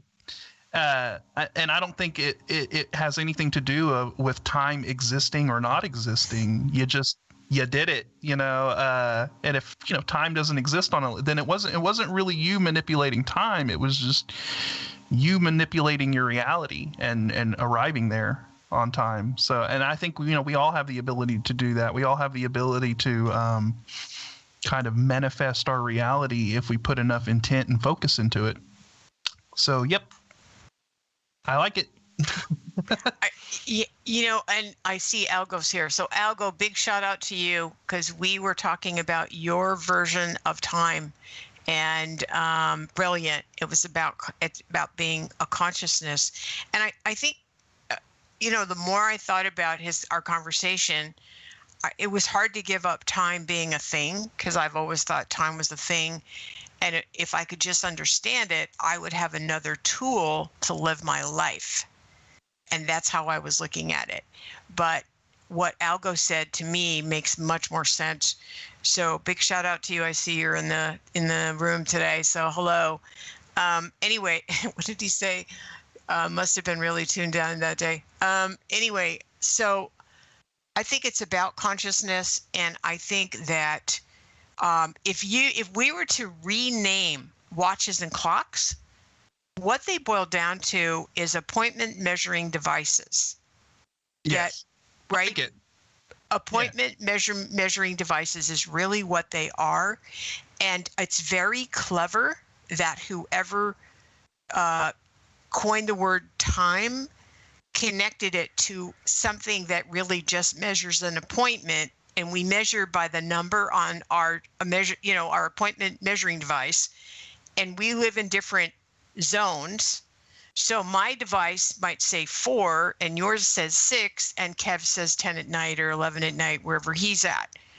And so we just sync the appointment, and we use this measurement. And the rest of but it's not time. That's really not about time at all. I think a better word that would encapsulate that and what we're talking about would be a coordinate. It's like a coordinate in a 4-dimensional map, really. You call it the appointments, but any event, you can pinpoint it with the coordinate on that bigger map. And like I say, I think we ourselves, I heard it said by somebody famous came up with it, but I'm going to butcher it anyway. But they said that the aliens, if they are out there and they're looking at us, they probably are in hysterics because we've come up with a way of measuring something to the atomic scale that might not even be measurable. And it might, just like we're saying here, be totally illusory, but we've come up with this absolutely fantastic way of measuring something that we're all tied to. And it keeps us tied in there, Mm-hmm. Can you imagine what... Oh, go Naysay. Go. As we recognize these circles within circles and these wheels within wheels, from the seconds to the minutes to the hours, and then we see or witness or experience the Earth going around the sun in a certain average amount of this measurement we have, and as the moon goes around the Earth in a certain average of measurement we have, and then we find out that during that cycle we have equal day and equal night, or in the northern hemisphere a long night or a short day. And so we count these measurements and we pay attention, and as the algorithms get better and the quantification of technology, if we have these moments or these place markers in a given point, whether it be a portal or the ability to rip or open up that illusion of time and travel to these other dimensions, or travel to Mars or Venus, or who knows the potential. Yeah, I mean, who knows? But then, I'm also thinking, when Nana was talking about bending time, it also makes me think of wormholes, because isn't that essentially what a wormhole is? It's space-time folded over itself and then a connecting point. So, I mean, this stuff does, it's weird, right, Kev? I mean, it exists, but it don't exist. And that's where it's tough. That's where it's tough, because, I mean, we know the wormhole theory sounds pretty solid to me. I think, and there was just a recent article, right, Kev? We were talking about it yesterday. We done it last night. I think there's definitely been more accepted now that it could be a thing. Yeah, they're saying that wormholes could exist that humans could jump through and survive. And I mean, it went from, nano-sized or whatever particles or whatever may be being sent through a wormhole to now, oh hey, you could probably jump in one and survive. So I don't know. And on another side note, I think the term time bending, for some reason it reminds me of that show Avatar: The Last Airbender, and they have all these people. Time bending. I like it.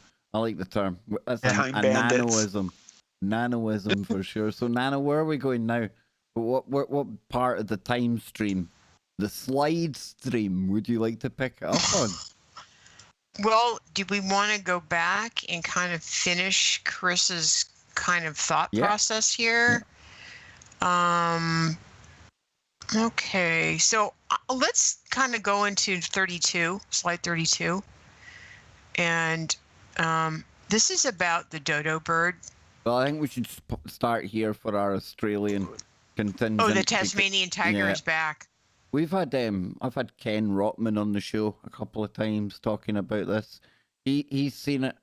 There's been a few people reporting the Tasmanian tiger, and certainly whether it ever truly went away or not, there certainly seems to be more of them kicking about now. Definitely. The thylacine. Yep.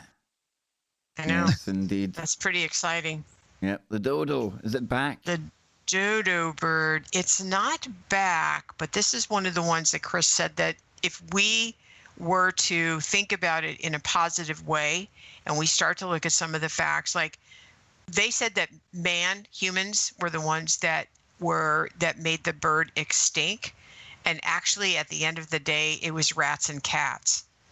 The rats ate the babies, the little dodo bird babies, and I think the cats did too. And so it wasn't the humans that killed it. And so he feels like in this organic timeline we're going to be able to maybe bring something like this back. And then if you look at the preserved dodo bird head, that was not there in a previous timeline. And that's what the one you're seeing. It was always pictures of the dodo bird. You never had anything that was like, that's the real dodo bird. You know how they have like skeletons of the dinosaurs and stuff like that? That's pretty interesting. Oh, so they never had an actual physical specimen of the dodo. Yes. But now all of a sudden there's a physical specimen of it. Interesting. Exactly. So now they could bring it back. They could kind of do the Jurassic Park thing, right? I would like to believe that the dodo bird was the smartest creature of its time and faked its own extinction and is controlling things from their dimensional portal spots. Yeah, they are conspiring with octopi. Because I'm not having any. If there's any kind of animal takeover, I know that the octopus will be right up there. It'll be the one doing the strategy for sure. The brain on that thing, unbelievable. So what else have we got here? Oh, pigeons. Don't tell Anne she's pigeon. scared Now, of these pigeons. are the passenger. Do you guys remember passenger pigeons? I remember hearing it. They're supposedly they were exterminated by man, but because the royals asked them to kill them all, because the passenger pigeon was actually a magical bird. And the Akashic records tell us that they were associated with magic and connected to the Fae and the Fates and the fairies and the angels. Oh, interesting. Yes. Wow. And that's kind of also the ability. I'm sorry. Go ahead. No, go ahead. Also, the ability for the passenger pigeons to be trained to send messages, and allegedly the court wizards would use them as transmitting and receiving messages to each other. Yeah. Yep, exactly. Pretty cool. So let's go ahead and go to slide 38, and because we're kind of I want to make sure we get to cover the monoliths, because this is one of Kev's favorite topics. So this is Chris's words, not mine. Congratulations, you found the golden monolith and the golden timeline. The monoliths were there for a reason, and I know, Kev, a couple of times we talked about the monoliths, and I know you brought it up on the show a lot, and I know Scott and Naysay, you probably talked about it, but he felt that this was a positive thing that we were seeing, and that we actually ended up, I guess there was a gold monolith. It appeared in Chia, Colombia. Did you guys hear about this? Oh, yep. I didn't hear about the golden. I didn't hear about the golden one. I didn't even know. I didn't even know those things were still popping up. No, there was 5 or 6 of the regular ones. I think there was the first one appeared in 2020, second one. I think he said there were 6 silver monoliths, but there's one gold one, and he equated it to like the Wizard of Oz, the gold, right? Follow the yellow brick road. And this is another positive sign that we're on the right road, that we're in this organic timeline.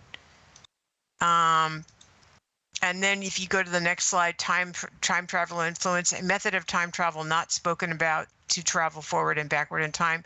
Creators of monoliths may be time travelers, however, not consciously aware of it. Future versions of these people may have been able to influence the creation and placement of the monoliths. So what he's saying is we're running into positive signposts. And these people that are putting the monoliths up, they don't even realize that there's just something in them that's drawing them to make these monoliths, but they don't really have a deeper understanding of why they're creating these monoliths and putting them out there. So it's not like they're a time traveler per se, but they're somehow being influenced to put these monoliths up. Exactly. So let's go to the next slideshow, Kev, because I want to get through this, and because I know we're running out of time. He's away right now, but you can go ahead. Okay, can you guys see mine? Oh, Kev. Are we running out of the illusion? There we go. No, we still have the illusion. It's still going. Okay, next Kev, slide. can you go to the second slideshow, please? Okay. All right. Because we're like I said, I want to get to the part where I think this is the most important part of the evening. So what he's saying is the higher consciousness frequencies will cause low consciousness constructs to disappear.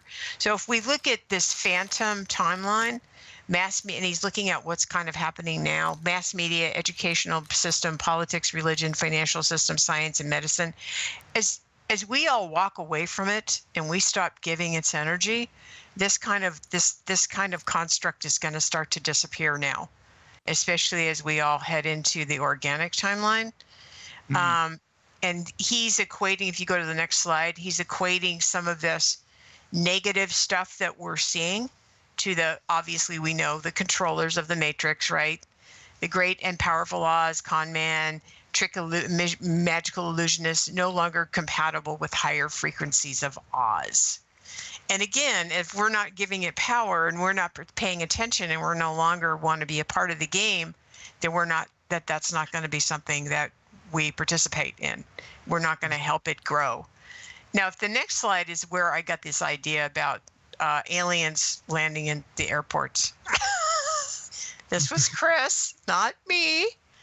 So he said that some of the airports, and I think you like places like Denver, right, that have those underground where you can go underground. He said he kind of wonders if, maybe some of the flights like Flight 2520 from Cincinnati of time travelers from the year 2520, exiting from the airport very easy. So that was kind of his premise. What if we have these, time travelers coming and visiting us? It's a great place to land. Not all the airports, obviously, but some of them, maybe strategically. Because as he said, you can just walk out the door and nobody looks at you. It's the PSA guys that look at you on the way in.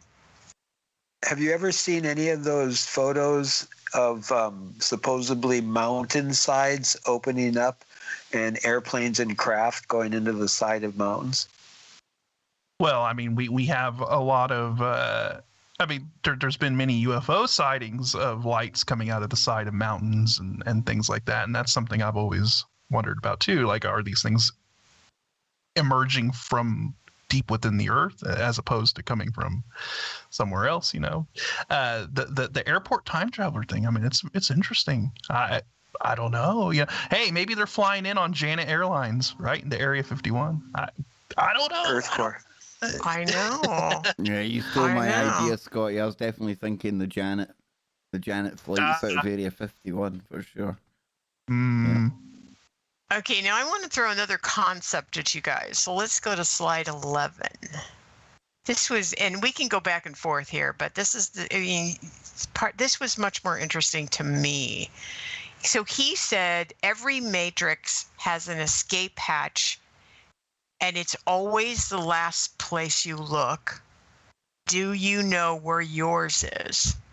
So if we go back, because I'd never thought of this as being her escape hatch from the sense of her traveling to Oz or me being on planet Earth. So when Glenda, the good witch, says to her, okay, you could always have gone home. And she said, well, if I'd only known that, right, I wouldn't have put myself through this whole journey. But it's the journey that she learned the most, right? She made the friends and killed the witch and showed how brave she was, et cetera, et cetera. And it started me thinking about every matrix has an escape hatch. Are we on our escape hatch making that decision to take a more positive walk? Is that our escape hatch? Or is that going to lead us to our escape hatch, and what does mine look like?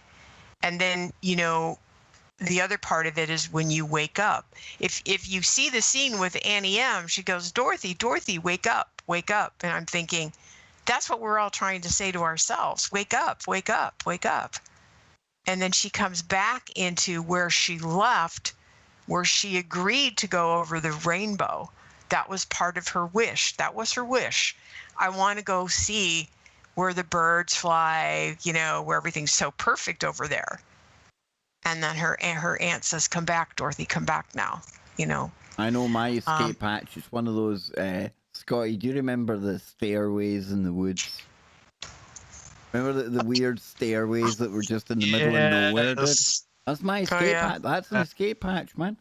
That's where you get out. You just got to take that leap of faith, go up those stairs, boy, and believe you're going to go through that escape hatch and you're out of there, man. Have you ever heard of those portals when they build the cylinder-like castles where they would do a spiral stairway inside of it to build the tower? And supposedly there's a magical portal or a portal-like journey that you can have. Spiral staircases are pretty weird anyway, I find. So that I'm not sure of what the exact thing you're talking about, but yeah, spiral staircases, they're a bit weird. Well, there's a Masonic temple in downtown Minneapolis that has these spirers that have these spiral staircases that go up and then they go to nothing. Yeah, that's what I'm talking about. Stairways to nothing. That's your hatch. That's definitely a way out Well, of here. knowing my luck, my escape hatch is probably at the end of having to do some kind of a Running Man situation. I think our wake up moment, when you wake up out the dream, I think that's the bit where you start to realise that there's a whole heap of stuff going on here that you just can't get too involved in. That's when you've been throwing out the escape hatch, pulled out the escape hatch when you found it, I think it is. I think those are those are the obstacles that are put in your way to keep you from getting to the escape hatch. Yeah, good point. Don't get lost in the noise, folks. You got to try and hear the signal. We'll be back after the break. Don't go anywhere. Like, share, and comment. There we go. One more segment to go. I can't believe this. This is like, wow. I know. Can you believe how fast this went? This went really, really fast. Well, did we not mention this last night, Scott, that like even Freaky Fridays now just seem like... And then I play my mum every night at the Scrabble, and we're like, last night I'm like, can you believe it? And so I know, Freaky Friday again tomorrow. It's like the weeks are just stacking up, and... Yeah. This is a conversation that we've been having a lot. That me and Kev have been having a lot, Nano, that, this acceleration of time that everybody's feeling. It just seems like... Again though, Scott, I put it to you, is it really everyone? Is it really everyone? We just assume it's everyone, Maybe. I mean, I'm just saying, at least everybody around me. I'll tell you why I bring it up, dude.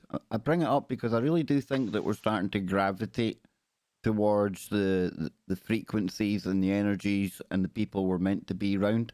And if that's the case, then it doesn't surprise me when I see people that listen to the show all telling me that time's speeding up. But much like we talk about in social media, right? Everyone's in their echo chamber. Everyone is. And is everyone's feeling the speed up, Scott? But, I mean, random people at the grocery store or when you go out to eat saying, like, oh man, I thought, it was this, time seems to be going fast. I mean, it's not just like people in my inner circle that I constantly converse with. There's also like, people who tell you that the whole last 12 months have been the longest 12 months of their life because of everything going on as well, It's weird, I've experienced both perspective of the whole thing. Of some people would say that time is going quickly, because I thought that this morning that I'm like, oh my God, it's Friday again. And then 2 days ago, I'm like, oh my God, when is Wednesday going to get here? Yeah, and I also think it all depends on kind of the frequency you're operating on that day. If you're operating on a low frequency and you're bummed out, you know what I mean, and the day it's literally the day's going to be a drag. That's where that term comes from. Oh man, this day's a drag because it just drags on and it just seems like it never ends. But then when you're having fun and you're in a positive, vibe, attitude, and you're having fun with a bunch of friends, like 2 hours, 2-3 hours can just boom go by like the blink of an eye. So I mean, there's definitely something. And to Kev, this goes with Star Trek. Remember Insurrection? Yes, I do. My absolute favorite Star Trek. The one point where she takes him and they hold time for that instant. They have the perfect minute. Yeah. You're talking about the perfect moment, right? Yes. Yes. And even the whole metaphor of that whole movie where you find out, spoiler, that it is the descendants of the people that live on the planet that are coming back because they need to regenerate themselves because they were away from the planet and they started to break down. I've been gorging a lot of Star Trek, man. I'm telling you, gorging it. I'm coming to the end of the Enterprise show that I was telling you about last night, Scott. I'm getting close to that. We're near the end now, so I'll need to find more. I need to go back and watch more. I like the Scott Bakula one too. Yeah, he's good, isn't he? They should have made more Yes. seasons of that. 4 isn't enough. Yeah, Buck I Rogers. was ready for he made a good captain. yeah, I thought so. I like that I was crew. gonna That say, he did pretty good in it. good actor. Quantum Leap as well. What a show! Quantum Leap, what a classic right there. What Quantum a Leap. show! Yeah, him and Sam, wasn't it? Yeah. Yeah. There we go. And I'll that bring it was back. time travel too, right? Yeah. I think it was time travel, dimensions, timelines, that kind of Right. thing. Yeah. There we go. Getting into different bodies. Do you think Mm-hmm. it's quite weird? Hang on, we'll bring it back.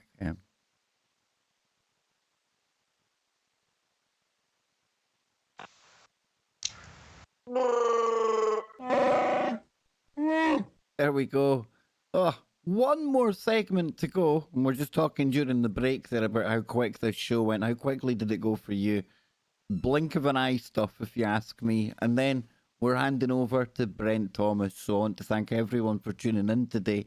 But in reality, you're only halfway through because you've got another half hour of Freaky Friday and 2 hours of the Paranormal Portal. That's how we roll on tfrlive.com.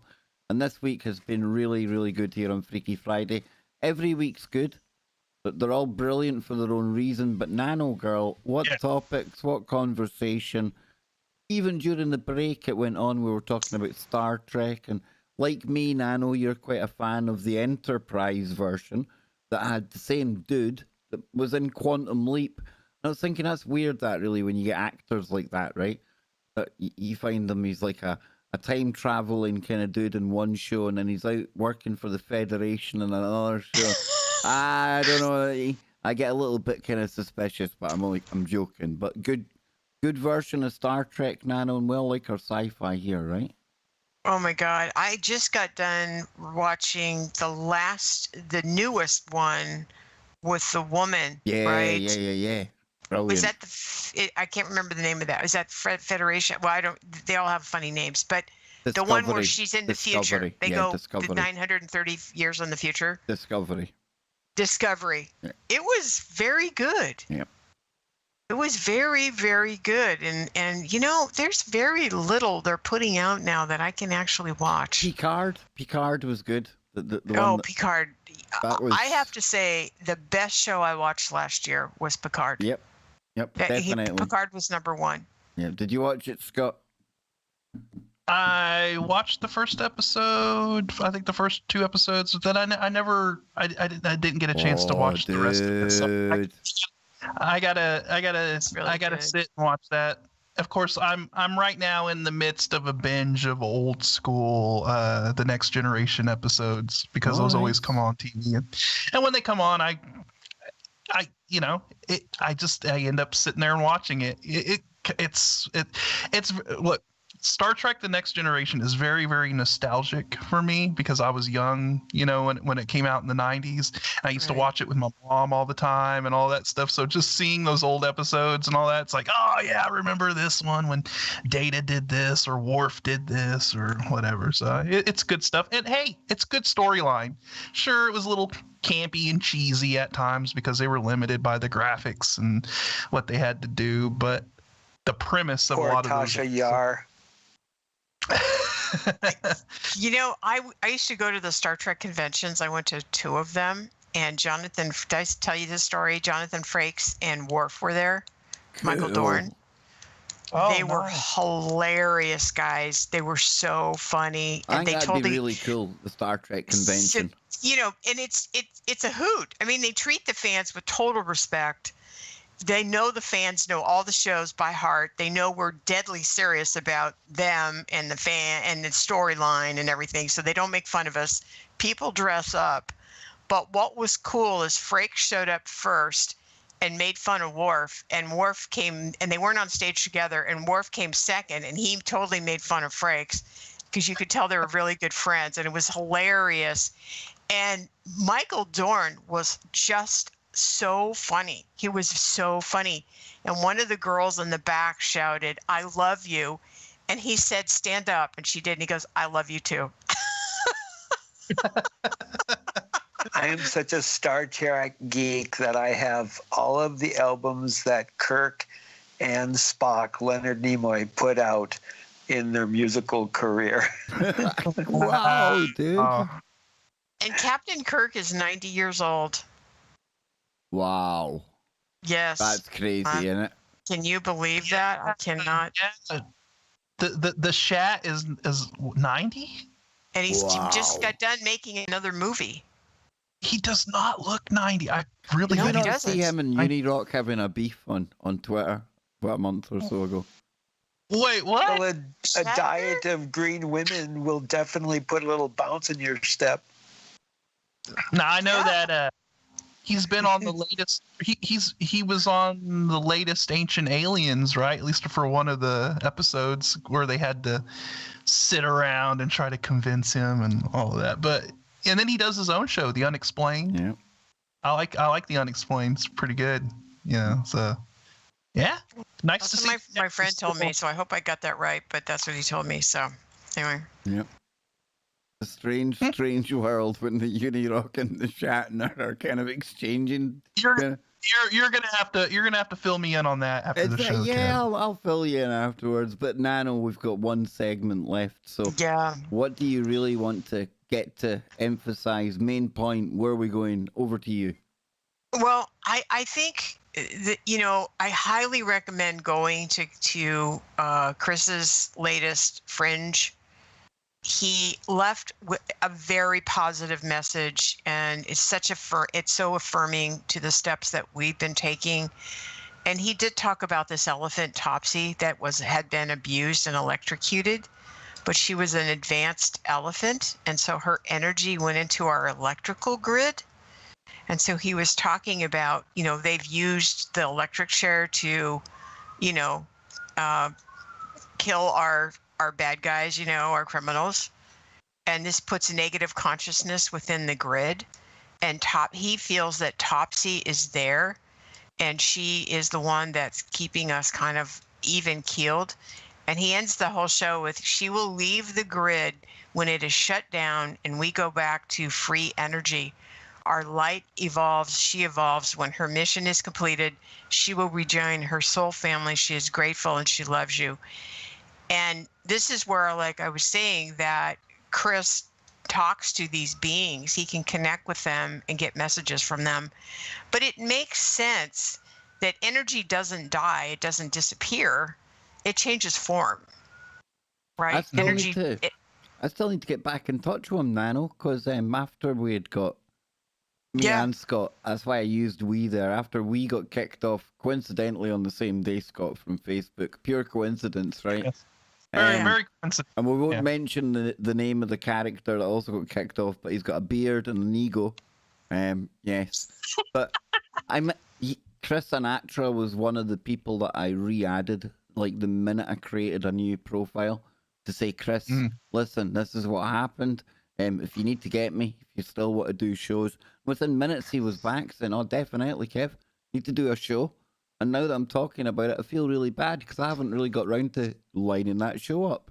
And now Nanogirl's just whetting the appetite of me to get him back in here one night soon, The stars are aligning, and it's about that time, Kev, to get some. Everything happens at the right time, and maybe we needed Nano to come in today to go over all of this to kind of get ready for another visit from Chris, so that people are... Oh, thank you. Yep. See, everything happens When for the right reason. Look at that moon cat. is in the 7th hour. Oh, look at the cat. Look, we've got royalty, feline royalty on the screen. This is Mr. Einstein. He got it from his nap. This is his lap time. What you know how they are. So colours. 6:30 Look at that. lap time. Is it just ginger ears? Is there anything else ginger on him? Oh yeah, he's a Tonkinese, so he has kind of the Siamese. Let's see if I can bring him up here and he doesn't get too mad. Oh, look at that. Yeah. Hi. Is there a Nano and Einstein video feed coming out at some point?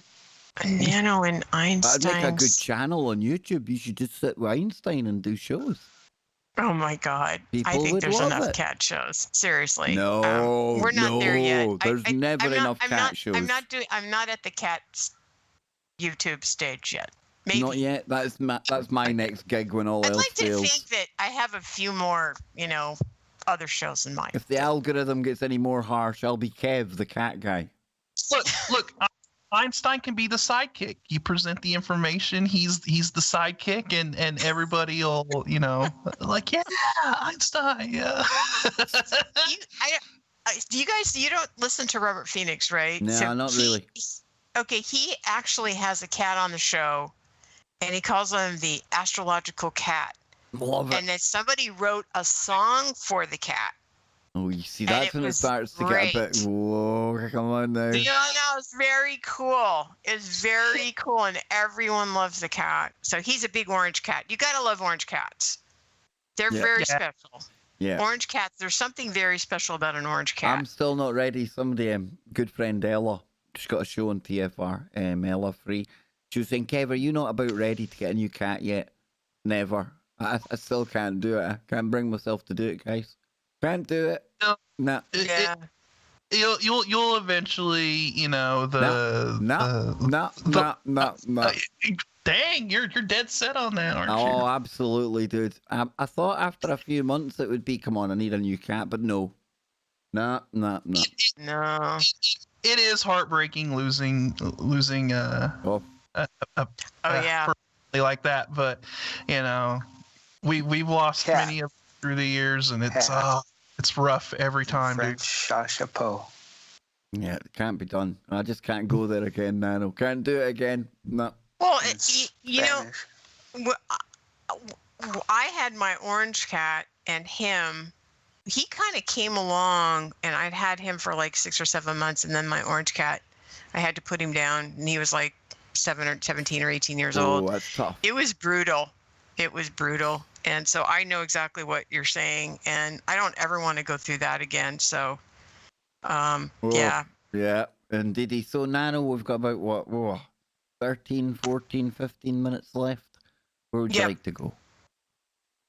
Apart from Speculation Island, Mars, within reason. Okay, I had a question for you guys, because you play games. Okay, so this is my question for you, because I was thinking about this. What was I going to say? I'm sorry. Virtual reality.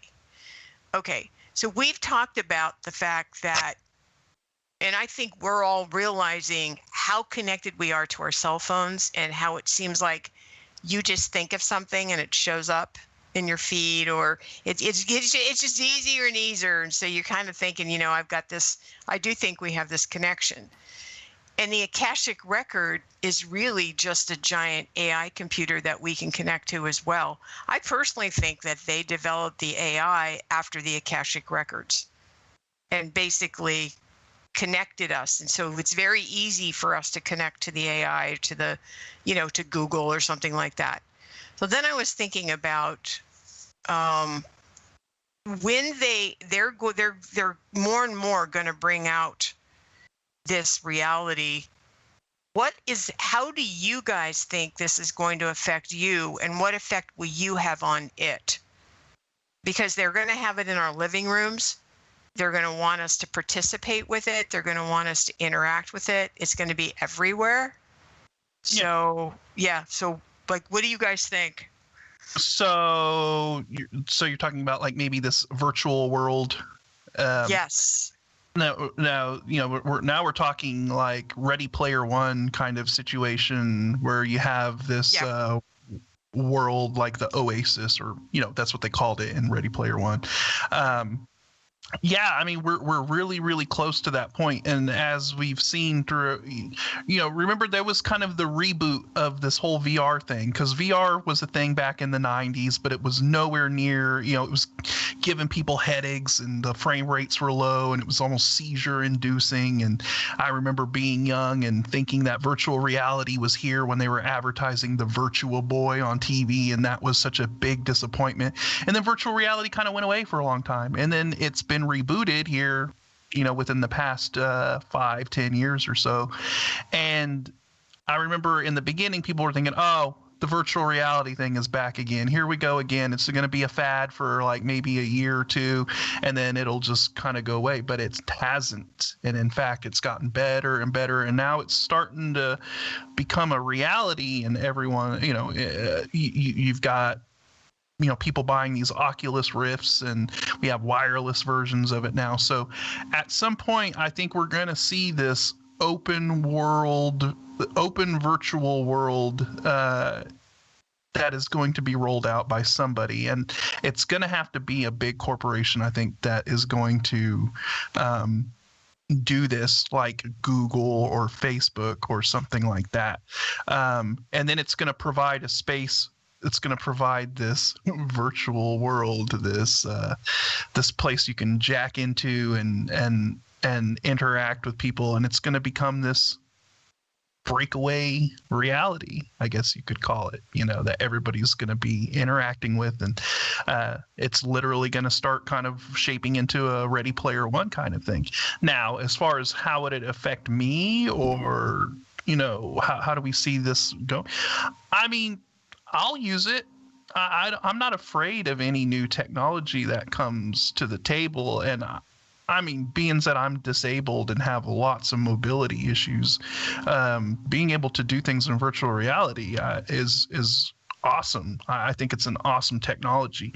But on the other hand, you're going to have people that are going to get sucked in and, get addicted to it. And it's a double-edged sword all the time with these kind of technologies. And you're going to have people that are going to just... it's going to be no different than the people that became addicted to World of Warcraft, and they literally kind of thought they were living out their character's life in the game and stayed in the game and never wanted to unplug from the game and deal with reality. Because, I mean, let's be honest, some people out there, their reality sucks. You know what I mean? Like, they're dealing with a lot of things, and these games and these virtual worlds are a way for them to escape the things that they may be having to deal with in reality. So you're going to have an element of that, and the level in which we see it go, I don't know. I mean, I don't know how far it goes or what kind of steps are going to be taken, but everybody's going to interact with this thing. I think at some point it's going to be a very common thing, just like everybody has a cell phone. At some point, everybody's going to have access to some virtual reality or augmented reality device that's going to overlay something. You've really got to kind of, the big difference though, because I think there's already people right now, isn't there, Scott, that are online on virtual reality all day. It's getting better and better all the time. Well, yeah. Look at our friend Spooky Andy. Yeah, right? exactly. He showed us the programs. There's bars you can hang out in. You can go watch movies. But I think the thing that's going to impact more people, because not everybody's going to opt to go and get a VR set, but I think the thing that's going to have more of an impact on society that people will see definitely all around them is the augmented overlay. And I know over here with the 5G, you're already going to some museums and you're walking around with your phone and it's got pop-ups over it and it's interactive. And for me... In a lot of ways, AR, augmented reality is even more, because it takes the existing reality and it blends things into it. So, you're eventually going to reach a level to where the augmented reality, like the graphics and stuff of augmented reality, are so good that you're not going to be able to distinguish the difference between something that's being rendered over the existing reality and the reality that you're in, right? So you're not even going to know what's real or not unless you actually go up to it and try to touch it. And then you go, oh, my hand just went through it. That person that was standing on the corner was just being rendered in my AR thing, and it wasn't really a person standing there, So it's definitely going to have a very, very interesting effect on the psychology of people and how people operate. And but but no, I agree with you, Kev. I think AR is going to be the more mainstream, the thing that more people see, and then the virtual reality is for the people that really want to invest in going deeper, and so yeah. And then that's not even taking into account some of the brain interfaces that might end up coming to light in the future as well. I mean, we might not even be at a point to where we have to put on the VR goggles and have this big bulky thing on our head. We're just going to be able to, I don't know, just be synced with it. It's going to be weird, man. And Scott, that's where I was going with this. I think that's where we're headed. I think that's what's going to happen. And I think that since we really are powerful at manifesting things, if they provide something that we can use, it's going, just like our cell phones, this is going to go into another layer. And we're going to be able to manifest things and create our reality. And I think we may even end up being creators in this sim game created that we're going to participate in. So whatever it is, it's going to influence us, but we're going to influence it. Yeah, we've even discussed, me and Kev before have discussed that, like when we do reach this level to say that there's this breakaway reality or whatever, people are going to have like jobs and stuff within that reality. You know what I mean? Right. Like, yes. Maybe in the real world you're unemployed and you're still looking for a job or something, but in the I'm just going to call it the Oasis because that's the Ready Player One term for it. But in the Oasis, hey, maybe you own a bar or something, or you can live out your life, and there could be an entire, I call it, in-game economy where and you see that already in games. I mean, there's in-game economies, currency and all that stuff, but there's going to be like this separate reality, and people are going to live totally different lives within that reality. And like I said, that's going to make it hard for a lot of people to want to go out because they're like, I like it in here a lot more than out there, and but when it comes to like creators and stuff, I mean, we talk about the augmented reality or being within the virtual reality. I mean, to have the ability to, like, say, walk to a construction site and then project the architecture of a building that you want to make on that site and look at it, like pre-render it right there on site, with your own eyes and look at maybe what it would look like with the surroundings and all of that stuff. I mean, that kind of ability is amazing. Like you said, you're literally manifesting stuff, but it's like you're manifesting it in a more artificial way because you're tied in with this kind of control grid, AR thing, but you're still doing it. You're still like, oh, I want to see a building rendered there. Let me go ahead and do that real quick. Blink your eye and, oh, there it is. I don't know, man. I think it's going to get really wild when we start going into that. Well, I think we're nearly out of time, troops. We're nearly there. So, Nano, final thoughts for the Freaky Friday Wookiees out there, and thank you for joining us this week. It's been awesome. Totally awesome. What do you make of it? You enjoyed yourself? Oh, this was really great, guys. And thank you so much for inviting me. I had a wonderful time, of course. Good. And it was great to ask you questions, instead of just being out here in Lurkerland. So thank you again. And you guys gave me some food for thought. But, and Scott, I think it is so magical that both of us had those planets with the moons, and we put that on our computers. That's awesome.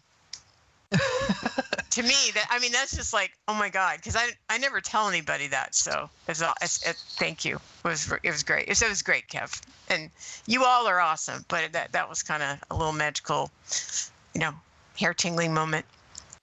We like hair tingling moments. We like that. Definitely. Just to have a nano precious moment of time with Nano is such a precious moment of time to have Nano. Well, in such a precious moment of time.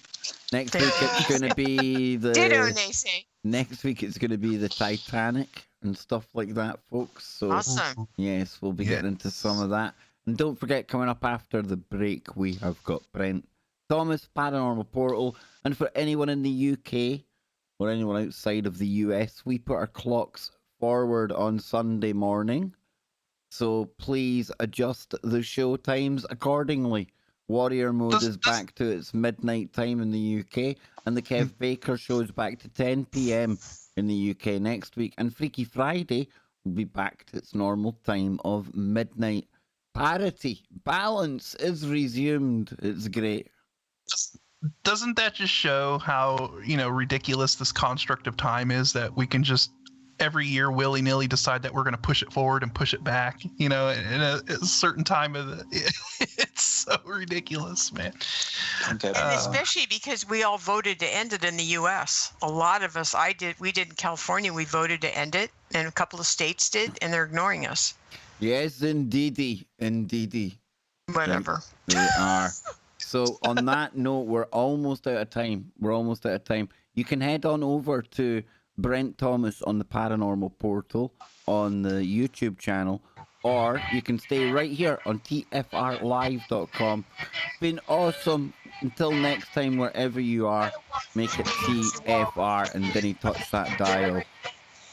Toodles. Not y'all. There we go, folks. There we go. So any last words for the YouTube crowd before we go, peoples? Before we sign off for another week done.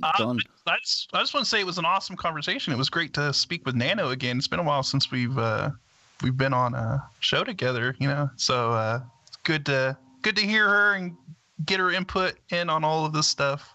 Perfect stuff for Freaky. When it comes to time travel and all of that good stuff. Oh, into the time stream. Nacy, what you got planned for the weekend, man?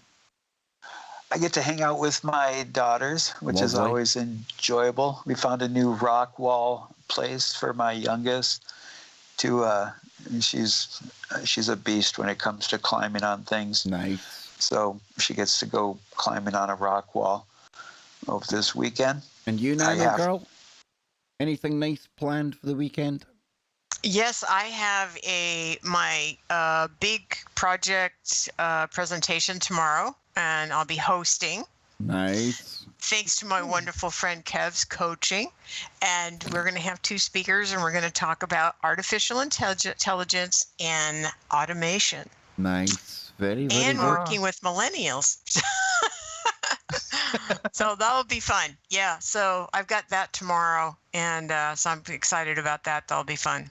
Well, on Monday on the Kev Baker show, I've got Mary DeCina joining me. That'll be Monday. Looking forward to that. Speaking of somebody that can invoke some goosebumps. Oh yeah, she's awesome. I like a bit of Mary. And then on the Wednesday, we've got Dawn Wiskin in our number 1. Jimmy Jeans will be joining me for that show as well. And then, wow, that's us into April. The next time we do a Freaky Friday, into the month of April already. See? Telling you. It's accelerating. Something's going on. Can I do a request for the 21st of April? Well, we're still on air just now. We'll do that when we're off air. Sorry. No, I'm going to sign off on the YouTube just now anyway. So I want to thank everyone for being here. It was awesome. And I'll be back on Sunday night with Warrior Mode, and we'll have the members only stream on Sunday as well. Want to thank Nano for a brilliant Freaky Friday, Nacy, Scotty Lopez, and remember, folks, keep your minds open, keep looking for the woo, but not to the point where your brain turns to black goo.